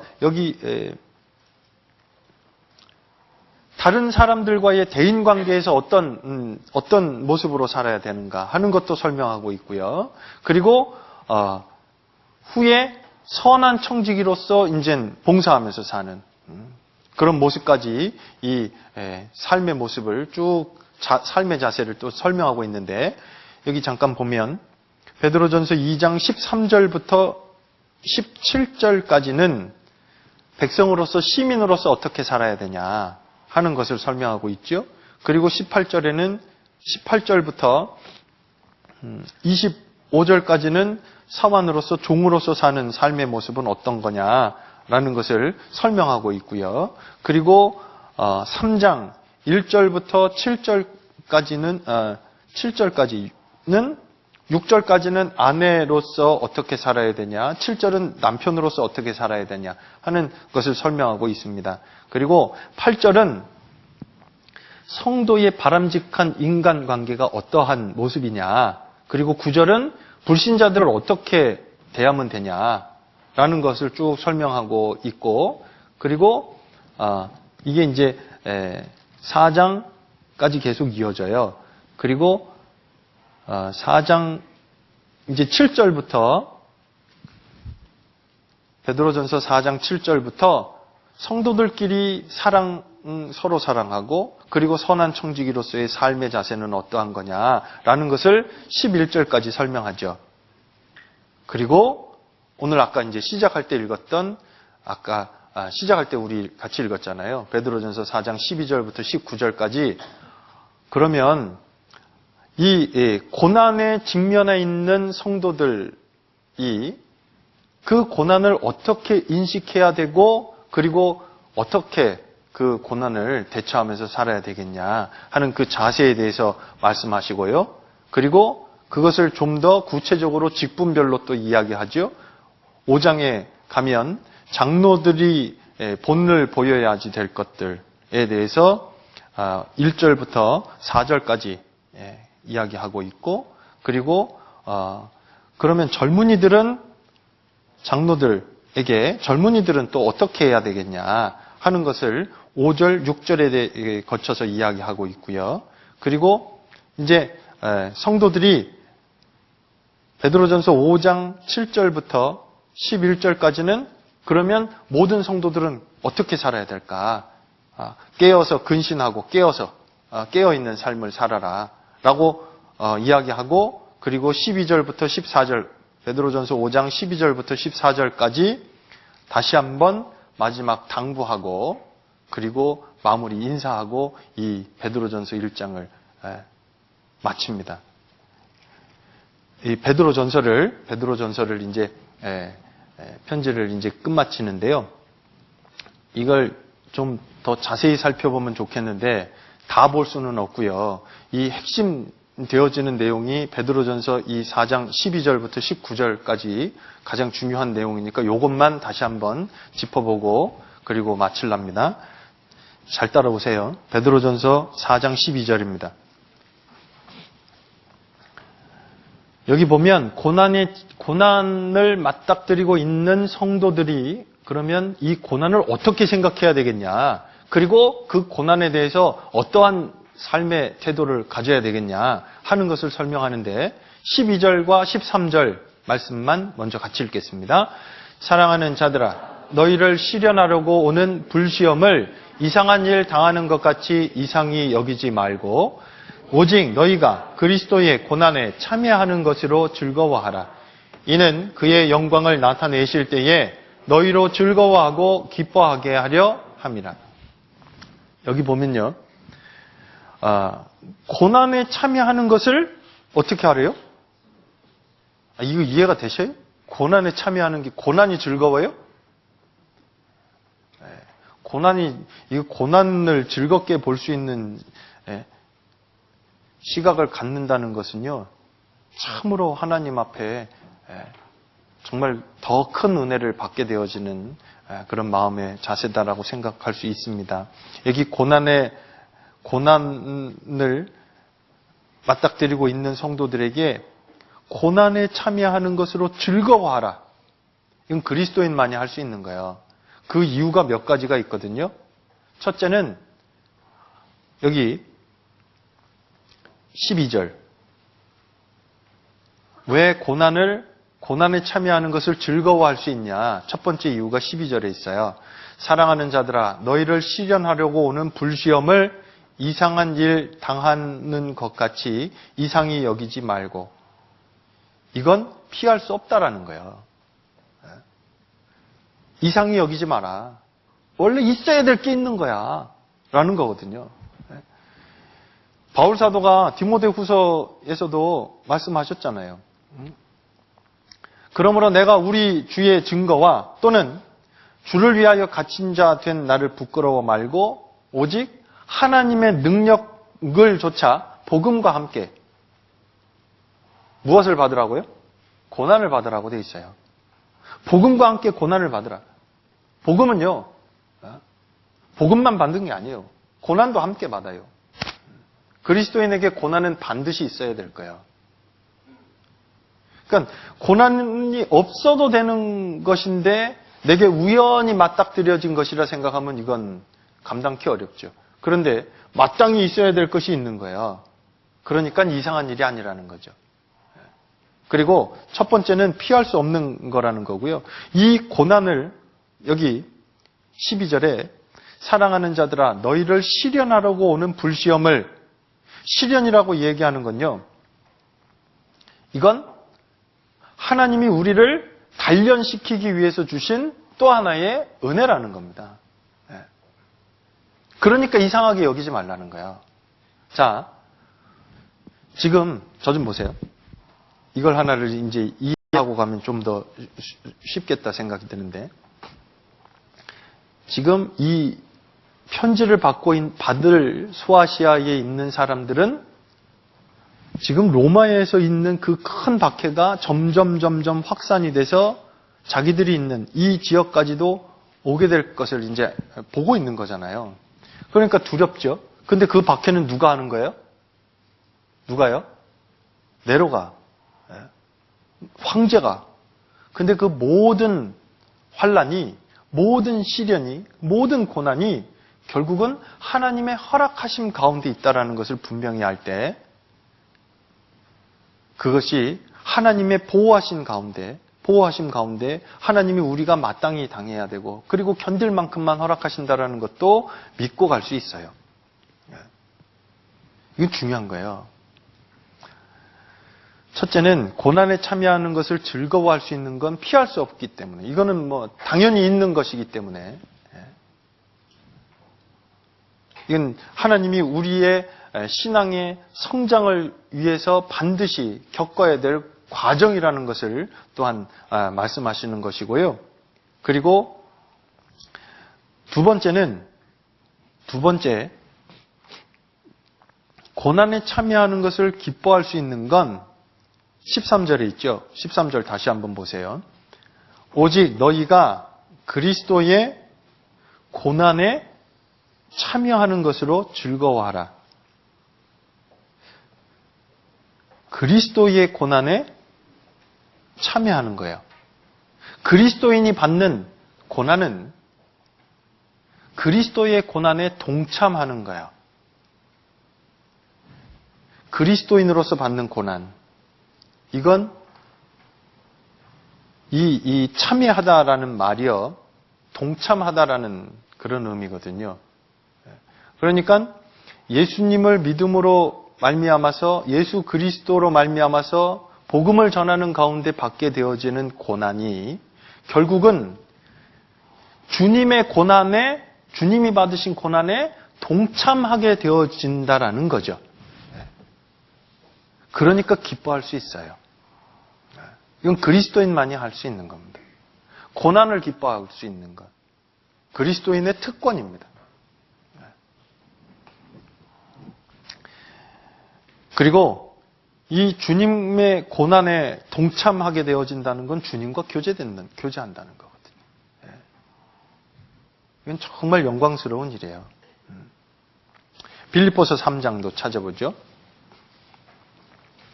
빌립보서 3장.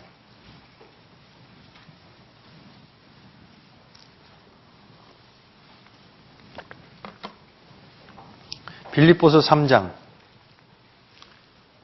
10절.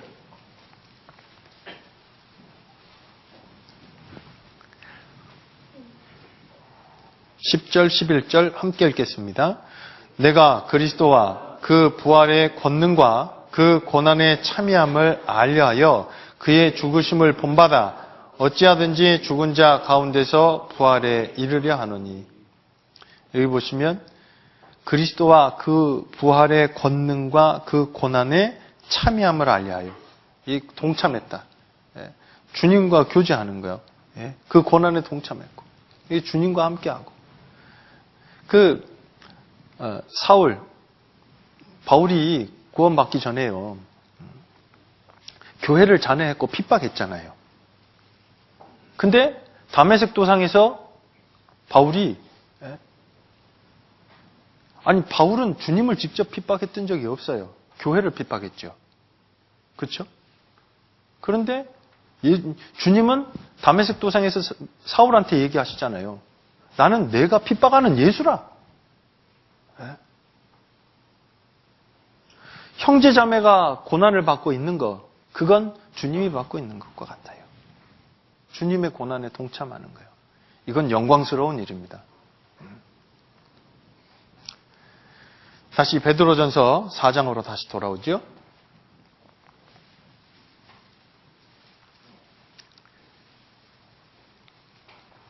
그리고 고난에 참여하는 것으로 즐거워할 수 있는 이유가 13절 후반부에 나와요. 13절에 제가 다시 읽을게요.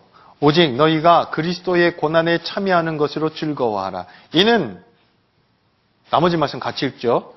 그의 영광을 나타내실 때에 너희로 즐거워하고 기뻐하게 하려 함이라. 그러니까 그리스도인이 현재 지금 받고 있는 고난은 뭐하고 연결되어 있다고요? 앞으로 있을 영광과 연결되어 있는 거예요. 그러니까 지금 받고 있는 고난 이퀄 뭐라고요? 앞으로 영광. 그러니 즐거워할 수 있죠. 고3 때 어떠셨어요? 생각하기도 싫군요. 왜 힘든 거, 어려운 거, 힘든 거, 그거 끝끝내 참고 견뎌요. 그 뒤에 있을, 영광을 바라보고. 이 세상에서도 그래요. 하물며,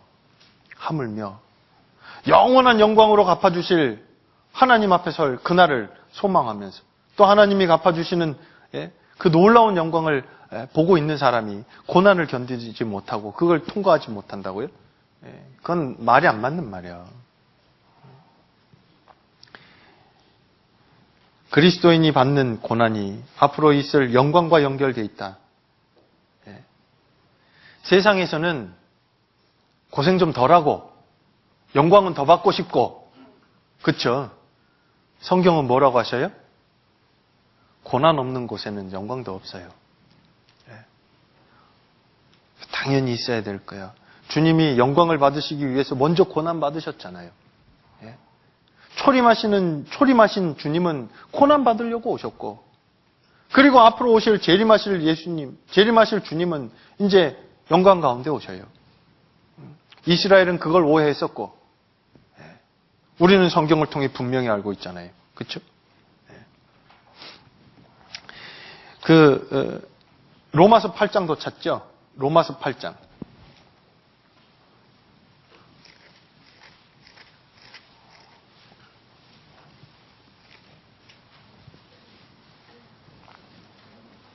로마서 8장 17절. 로마서 8장 17절. 함께 읽겠습니다. 자녀이면 또한 후사, 곧 하나님의 후사요. 그리스도와 함께한 후사니 우리가 그와 함께 영광을 받기 위하여 고난도 함께 받아야 될 것이니라. 영광을 받기 위해서 무엇도 같이 받아야 돼요? 고난도 있어요. 고난. 근데 저 좀 보세요, 이제. 제가 이 정리하면서요, 그 생각을 했네요. 지금 우리도 복음을 위해서 전도하는 과정 가운데요, 고난이 있어요. 각자가 받는 고난이 있거든요. 근데 이 성경이 기록되었고 베드로전서가 기록이 될 때 이 편지를 받게 되었던 성도들의 고난의 모습과 지금 우리가 받게 되어지는 고난의 모습을 좀, 제가 받고 있는 고난, 그 생각을 해보았어요. 고난이라는 단어는 같아요. 근데 우리 중엔 누구도 목숨 걸고 믿지 않잖아요. 믿는다고 죽어요? 근데 주저해요. 그리스도인이라는 이름이 얼마나 아름다운 이름이고, 그리고 얼마나 영광스러운 이름이고, 얼마나 정말 귀중한 역할을 하는, 하나님이 보실 때 얼마나 귀중한 일을 하는, 막중한 일을 하는 사람들인지 우리가 너무 잊고 사는 거 아닌가, 또 가벼이 생각하는 거 아닌가 하는 생각을 해보았어요. 저 자신도. 고난이라는 단어는 같은데 받는 무게는 달라요.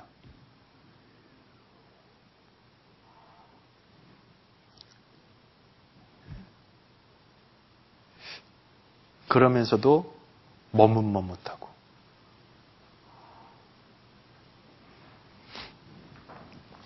자, 좀 더 하죠. 이 주님도 베드로전서 1장 찾겠습니다. 베드로전서 1장. 계속 반복되어지는 내용인데 베드로전서 1장 11절. 자기 속에 계신 그리스도의 영이 그 받으실 뭐하고요? 고난과 후에 얻으실 영광을 미리 증거하여 어느 시 어느 한때를 지시하시는지 상고하니라. 먼저 고난이 있고 후에 영광을 받게 되어지는 것을 또한 이야기합니다. 이 고난은 영광과 연결되어 있어요. 그런데 이제 베드로전서 4장. 크게 그래서 베드로전서 이 4장의 13절에 그리스도의 고난에 참여한 것으로 즐거워하라. 이유가 크게 세 가지라고요. 첫째는 당연히 있어야 될 일이다. 고난은 그리스도인으로 마땅히 받아야 될 거다. 그리고 또 하나는 그리스도인으로 받게 되어지는 그 고난은 그리스도의 고난에 참여하는 거다. 거기 동참하는 것이 되는 거다. 영광스러운 일이다 라는 것을 설명하죠. 그리고 그리스도인으로 받게 되어지는 고난은 앞으로에 있을 영광도 커지는 거다. 그 영원한 영광과 연결되어 있다. 그러니까 즐거워하라. 생각해 보세요. 우리가 갖고 있는 것 중에 영원한 것 있나? 주님이 주신 것밖에 없어요. 우리가 이 땅에 소유하고 있는 건 하나도 영원한 거 없습니다.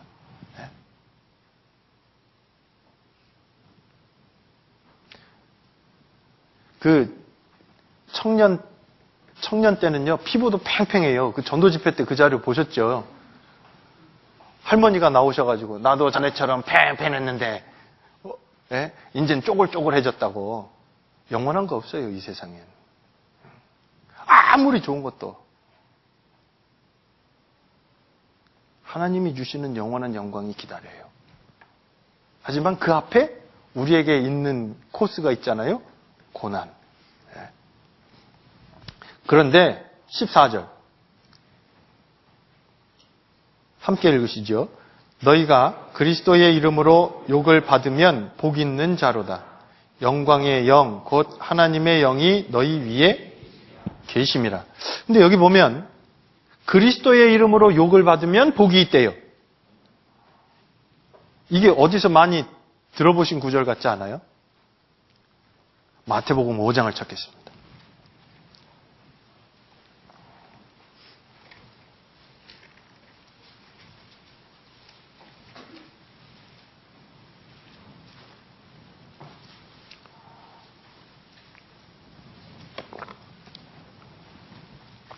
마태복음 5장 11절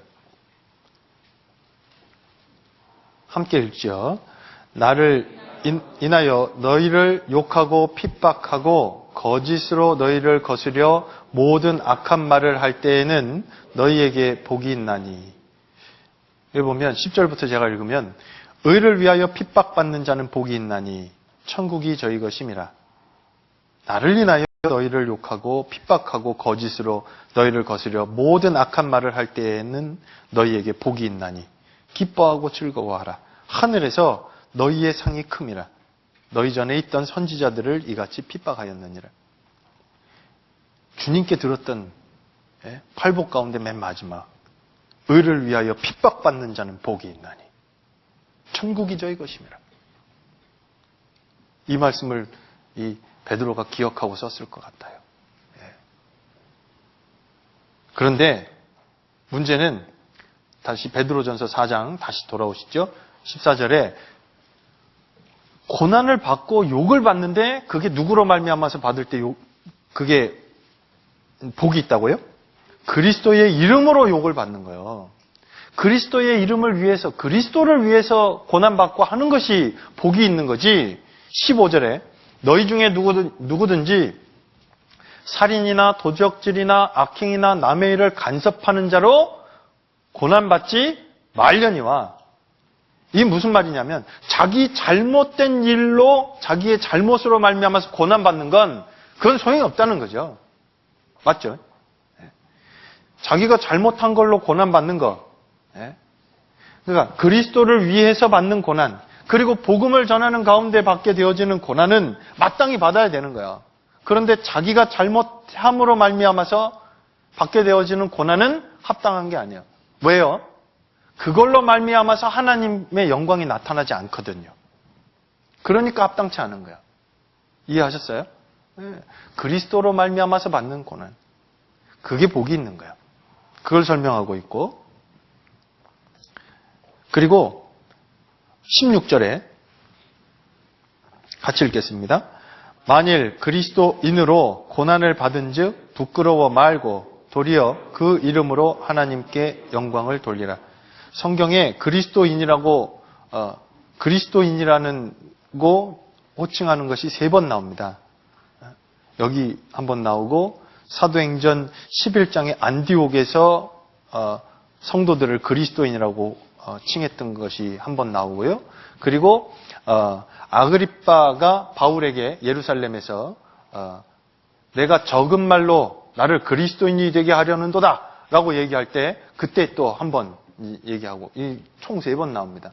그리고 여기 지금 이제 보편적으로 쓰여지게 되는 그리스도인이라는 단어가 나오는데 여기 보면요. 그리스도인으로 고난을 받은 즉 부끄러워 말고 그리고 뭐 하라고요? 그 이름으로 하나님께 영광을 돌리라.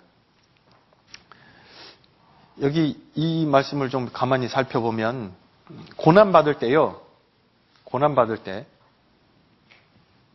부끄러운, 그러니까 주님으로 말미암아 그리스도인으로서 고난을 받을 때 부끄러워하지 말라.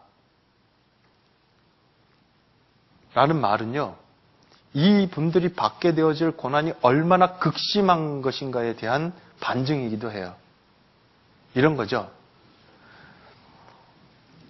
화형에 터하려고 장작더미 쌓아놓고 그 위에 묶어놓고 물어봅니다. 예수를 부인하면 풀어주겠노라고. 안 했잖아요. 많은 믿음의 선진들이 주를 부인하지 않았습니다. 폴리캅도 부인하지 않았노라고 전해지죠. 지금까지 내가 사는 동안에 주님이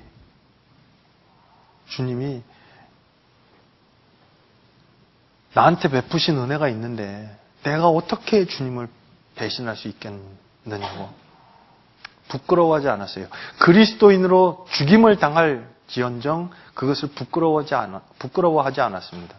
근데 앞으로 있을 그 시련이 여기 지금 이 베드로전서 4장에 우리가 지금 살펴보고 있는 여기에 이야기하고 있는 앞으로에 있을 시련은 대박해를 이야기하고 있는 거거든요. 네.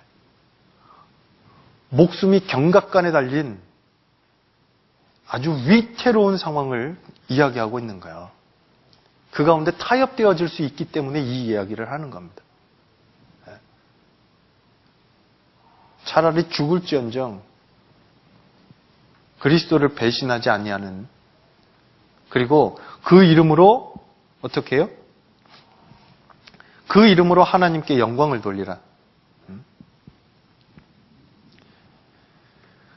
큰 고통이 있는 가운데 주님을 배신하게 만들고, 그리고 주의 이름을 부인하게 만드는 그런 유혹이 있더라도 그걸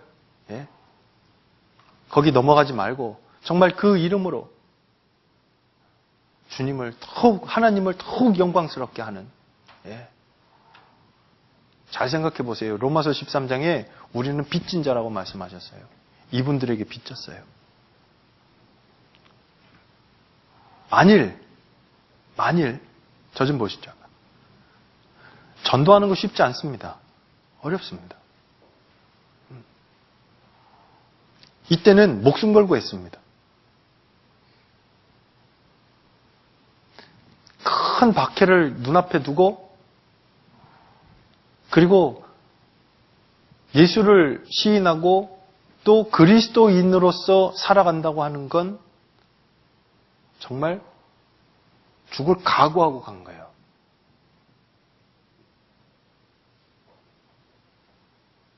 그러면서도 그 일을 마다하지 않고 그리스도인으로 사는 거 부끄러워하지 않았어요. 만일 믿음의 선진들이 부끄러워했고 그리고 그 이름으로 그리스도인으로서 고난받는 그것으로 하나님의 영광을 나타내는 일을 부끄러워했고 뒤로 물러갔다면 우린 이 자리에 없었을지도 몰라요.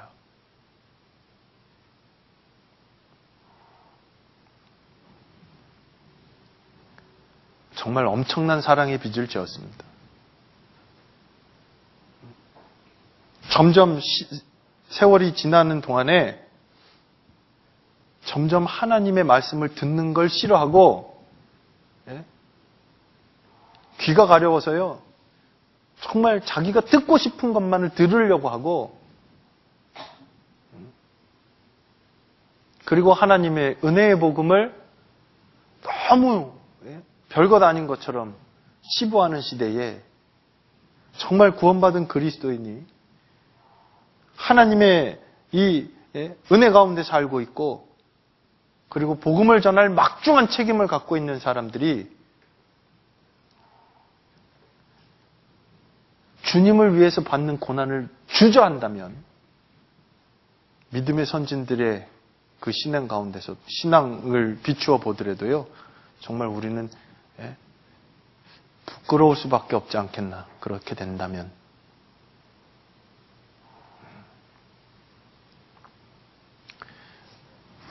우린 최후 주자예요. 마지막 주자잖아요. 남아있는 힘 전력을 다해서 뛰어야 돼요. 다시는 없으니까.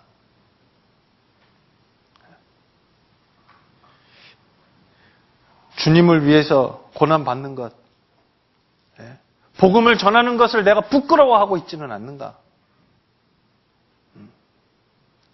그리스도인으로서 받는 고난을 전도하는 가운데 받게 되어지는 그런 일들을 부끄러워하고 있지 않는가.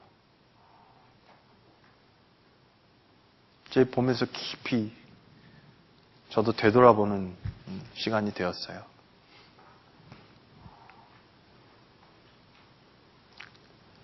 그리스도인으로 사는 건 영광스러운 겁니다. 설령 눈앞에 고난의 모습, 고난이 우리를 기다린다 해도 그 고난 뒤에 숨겨져 있는 또 다른 하나님의 은혜와 영광을 바라보게 되는 눈을 갖게 되는 것이 우리 그리스도인으로서 마땅한 일이어야 되는 거고요. 그리고 그의 합당한 모습으로 정말 영원한 영광에 그리고 하나님이 우리에게 예비하신 칭찬과 존귀와 영광에 합당한 모습으로 그 앞에 서기를 정말 바라는 마음으로 살아가야 되리라 생각합니다. 여기 제가 조금만 더 말씀드릴게요. 여기 보면요. 17절 베드로전서 4장 17절 보면요. 하나님의 집에서 심판을 시작할 때가 되었나니 만일 우리에게 먼저 하면 하나님의 복음을 순종치 아니하는 자들의 그 마지막이 어떠하며 이게 무슨 말이냐면 하나님의 집은 교회예요. 그리고 심판을 시작할 때가 되었다. 이건 고난, 여기서 이야기하는 심판, 이건 불시험, 그리고 이것은 앞으로 있을 대박해를 이야기하는 거거든요. 그런데 이게 시작할 때가 되었나니 만일 우리에게 먼저 하면 하나님의 복음을 순종치 아니하는 자들의 그 마지막이 어떠하며 또 의인이 겨우 구원을 얻으면 경건치 아니한 자와 죄인이 어디서리요? 이게 무슨 말이냐면요. 의인에게 고난이 있는 것, 그리스도인들이 받게 되어지는 고난이 있다는 것은 끝까지 믿지 않고 배척하는 사람들에게는 뭐가 있다고요? 영원한 멸망만이 기다린다라는 얘기예요.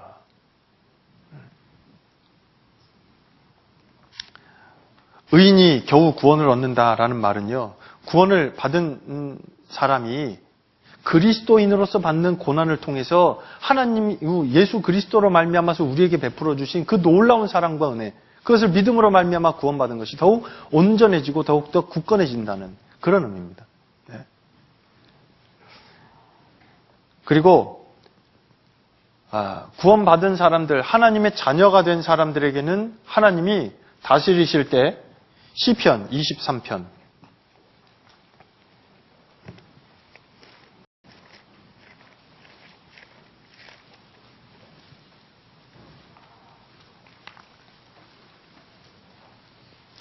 시편 23편 4절 함께 읽으시죠. 내가 사망의 음침한 골짜기로 다닐지라도 해를 두려워하지 않을 것은 주께서 나와 함께 하심이라. 주의 지팡이와 막대기가 나를 안위하시나이다. 주의 지팡이와 막대기. 이건 이 양떼를 인도할 때도요. 곁길로 나갈 때 지팡이로 이제 때려서 제 길로 오게 하고, 그리고 말 안 들으면 이제 막대기로 때리잖아요. 그런데 이건 하나님과의 관계가 회복되어진 사람에게 해당되는 거예요. 그리스도인에게. 그리스도인에게는 지팡이와 막대기로. 그런데 구원받지 않은 사람들에게는 기다리는 게 무엇밖에 없어요? 시편 2편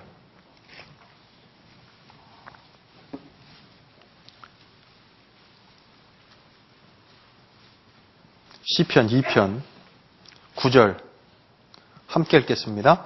내가 철장으로 저희를 깨트리며 질그릇같이 부수리라 하시도다. 구원받은 사람에게는 주의 지팡이와 막대기로 안위하시는데, 그런데 끝까지 믿지 않는 사람들은 뭘로 다스리신다고요? 철장으로요. 이 철장이 뭐냐면 쇠몽둥이, 쇠지팡이 같은, 이걸로 부수시는 거예요. 심판만 남아있어요.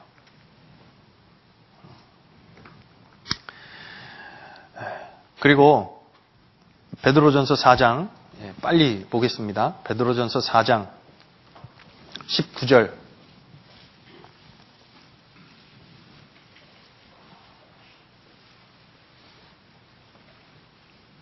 그러므로 하나님의 뜻대로 고난을 받는 자들은 또한 선을 행하는 가운데 그 영혼을 미쁘신 조물주께 부탁할지어다. 여기 보면요. 고난을 받는 자들은, 그러므로 하나님의 뜻대로 고난을 받는 자들은, 잘 이해해야 되는데요. 고난도 하나님이 허락하심 가운데 있다는 거야.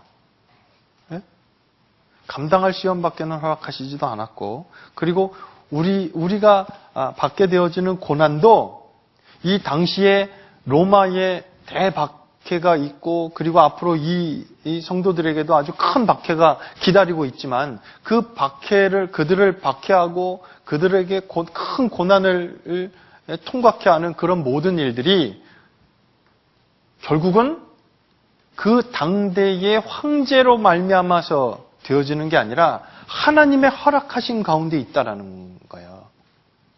그건 하나님이 또한 보호하신다라는 말씀이기도 해요. 고난은 허락했지만, 그리고 하나님이 보호하신 가운데 있는 것을 이야기하고, 그리고 고난을 통과할 때 여기 19절 끝에 또한 선을 행하는 가운데 그 영혼을 미쁘신 조물주께 부탁할지어다. 정말 이 부탁한다라고 하는 것이 맡긴다라는 의미거든요. 맡기는데 그 영혼을 미쁘신 조물주께 부탁할지어다. 그냥 한번 맡기는 것으로 그치는 것이 아니라 지속적으로 이 지속적으로라는 의미가 이 가운데 포함이 되어 있습니다.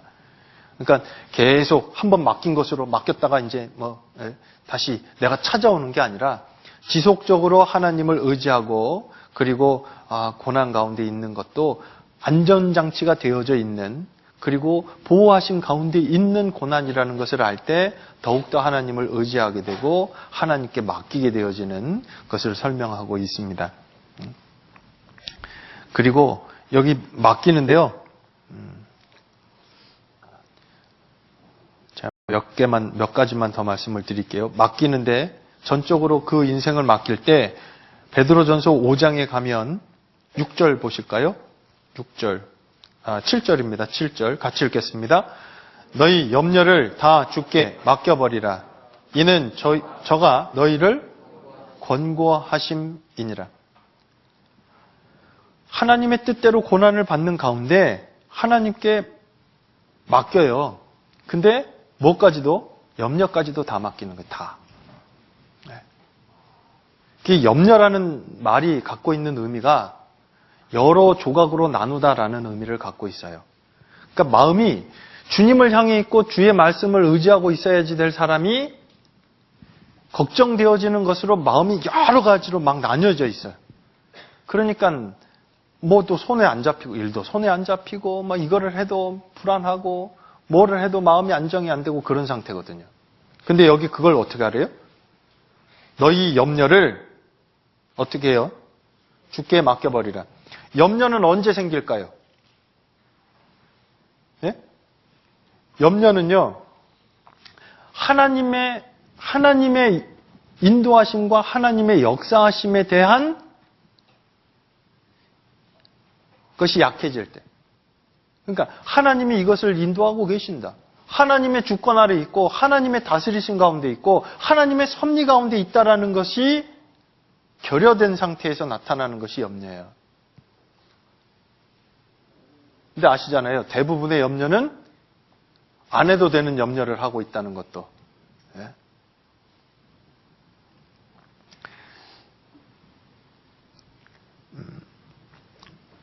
빌립보서 4장을 찾겠습니다. 빌립보서 4장.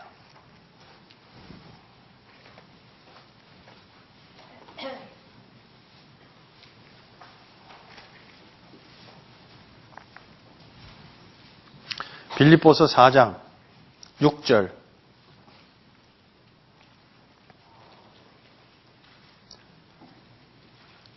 빌립보서 4장 6절을 같이 읽으시죠. 아무것도 염려하지 말고 오직 모든 일에 기도와 간구로 너희 구할 것을 감사함으로 하나님께 아뢰라. 보세요. 아무것도 뭐 하지 말라고요? 염려하지 말래요. 그리고 오직 모든 일에 기도와 간구로 너희 구할 것을 하나님께 아뢰라. 어려운 일이 생겼어요. 곤란한 일이요. 오늘 우리가 배우는 이 베드로 전서에 있는 단어로 이야기하면 고난이 있다고요. 그럴 때 뭐 하라고요? 기도. 하나님 앞에 아뢰는 거야. 염려를 다 맡기는 거야. 그러면 어떻게 된대요? 그러면 걱정스럽고 곤란했던 그 상황이 해결이 돼요? 상황이 해결되지 않아요. 7절을 같이 읽겠습니다. 그리하면 모든 지각에 뛰어난 하나님의 평강이 그리스도 예수 안에서 너희 마음과 생각을 지키시리라. 그 어렵고 곤란한 상황, 근심되어지는 상황 가운데 있을 때 상황을 개선시켜서 그 일들을 넘어가게 만드는 게 아니라 우리 마음을 격려하세요. 너희 마음과 생각을 지키시리라. 하나님의 뜻에 따라서 염려가 아까 어디서부터 출발된다고요? 하나님의 섭리와 하나님의 다스리심을 잊고 있을 때 그리고 그 마음이 결여되어 있을 때 생기는 것이 염려거든요. 고난도 하나님의 보호하심과 하나님이 그 범위를 정해주신 그 안에서 일어나는 일임에도 불구하고 우리는 미처 다 그것을 파악하지 못하고 그 뒤에 숨어 있는 또 다른 하나님의 은혜를 찾는 것보다는 주저앉는 것이 더 빨라요. 그게 염려로 나타나거든요. 그러니까 어렵고 곤란한 일이 있어요. 그런 상황 가운데 하나님 앞에 기도하는 것, 맡기는 것. 그러면 우리의 마음과 생각을 지켜서 하나님의 뜻 가운데, 하나님의 뜻이 이루어지는 가운데 우리가 그 뜻에, 하나님의 뜻에 순종하고 나아가고 하나님의 쓰심에 정말 더 합당한 모습으로 점점 더 자라가도록 하나님이 우리를 다스리십니다. 다시 여기 베드로전서 5장 보시죠. 염려를 맡겨버리라는 이유가 있죠. 7절에 너희 염려를 다 주께 맡겨버리라. 그 이유가 뭐예요? 같이 읽죠. 나머지 말씀. 이는 저가 너희를 권고하신다. 권고하심이니라. 권고하신다라는 말은요, 깊은 관심을 갖고 있다라는 그런 의미거든요. 하나님이 우리를 권고하신다라는 건 깊은 관심을 갖고 보고 계세요. 무엇이 필요한지 다 아셔요. 무엇이 우리에게 정말 가장 필요한 것인지. 그러니까 어렵고 곤란한 일이 있을 때 우리가 제일 먼저 해야 될 건 하나님 앞에 무릎 꿇는 거예요. 기도하는 거예요. 그리고 그것을 하나님 뜻에 맞춰서. 주님도 그러셨잖아요. 보세요. 주님이요. 이스라엘 백성들은 문제가 있을 때마다 방법을 찾아요. 광야에서도 그랬고 가나안 땅에 들어가서도 그랬고 사무엘상 8장에는 문제가 자꾸 이방 민족에는 왕이 있는데 자기들에게는 없거든. 그리고 계속 이방 민족의 침입을 받게 되고 그렇게 되니까 아니 우리도 다른 민족들처럼 우리에게 왕을 세워주소서. 이 사람들이요. 문제가 있을 때 제일 먼저 했어야 될 게 있어요. 자, 우리의 모범이 되시는, 본이 되시는 주님의 모습을 보죠. 주님은 인생의 가장 극심한 고난의 순간, 십자가를 지기 바로 직전에, 겟세마네 동산에서 주님은 기도하셨어요. 그리고 아버지의 뜻이 이루어지기를 기도하셨고, 거기에 순종하셨잖아요, 죽기까지.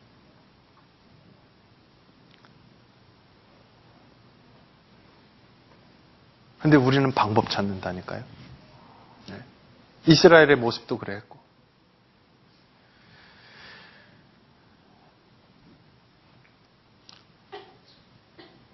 자, 이제 맨 뒤에 하나만 더 보고 마치죠.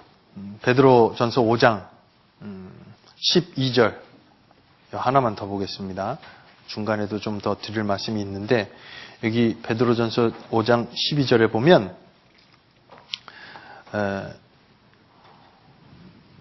내가 신실한 형제로 아는 실로아노로 말미암아 너희에게 간단히 써서 권고하고 나머지 말씀 같이 읽겠습니다. 이것이 하나님의 참된 은혜임을 증거하노니 너희는 이 은혜에 굳게 서라. 보세요. 하나님의 참된 은혜임을 증거하는데 어떤 게 하나님의 참된 은혜라는 거예요? 여기 지금 계속 이야기하면서 마지막에 당부하고 끝내요, 이제. 그런데 내가 신실한 형제로 아는 실로아노로 말미암아 너희에게 간단히 써서 권했다. 이건 이제 실로아노를 통해서 전달할 거라는 얘기고. 그리고 이것이 지금까지 이야기했던 내용들이 하나님의 참된 은혜임을 증거하노니 그게 뭔데요? 그리스도를 위하여 받는 고난이 그런 의미거든요. 주님을 위해서 받는 고난이 하나님의 참된 은혜임을 증거하노니 너희는 이 은혜에 굳게 서라. 그리스도를 위해서 받는 고난을 받는 것 그리고 그 고난이 있고 오늘 아까 처음부터 계속 반복해서 말씀드리는데 고난은 뭐하고 연결되어 있다고요? 영광하고 연결되어 있어요. 그 영광과 연결되어 있는 것을 알고 현재 이 고난을 어떻게 하라고요? 견디어 가라고요. 인내하라고요.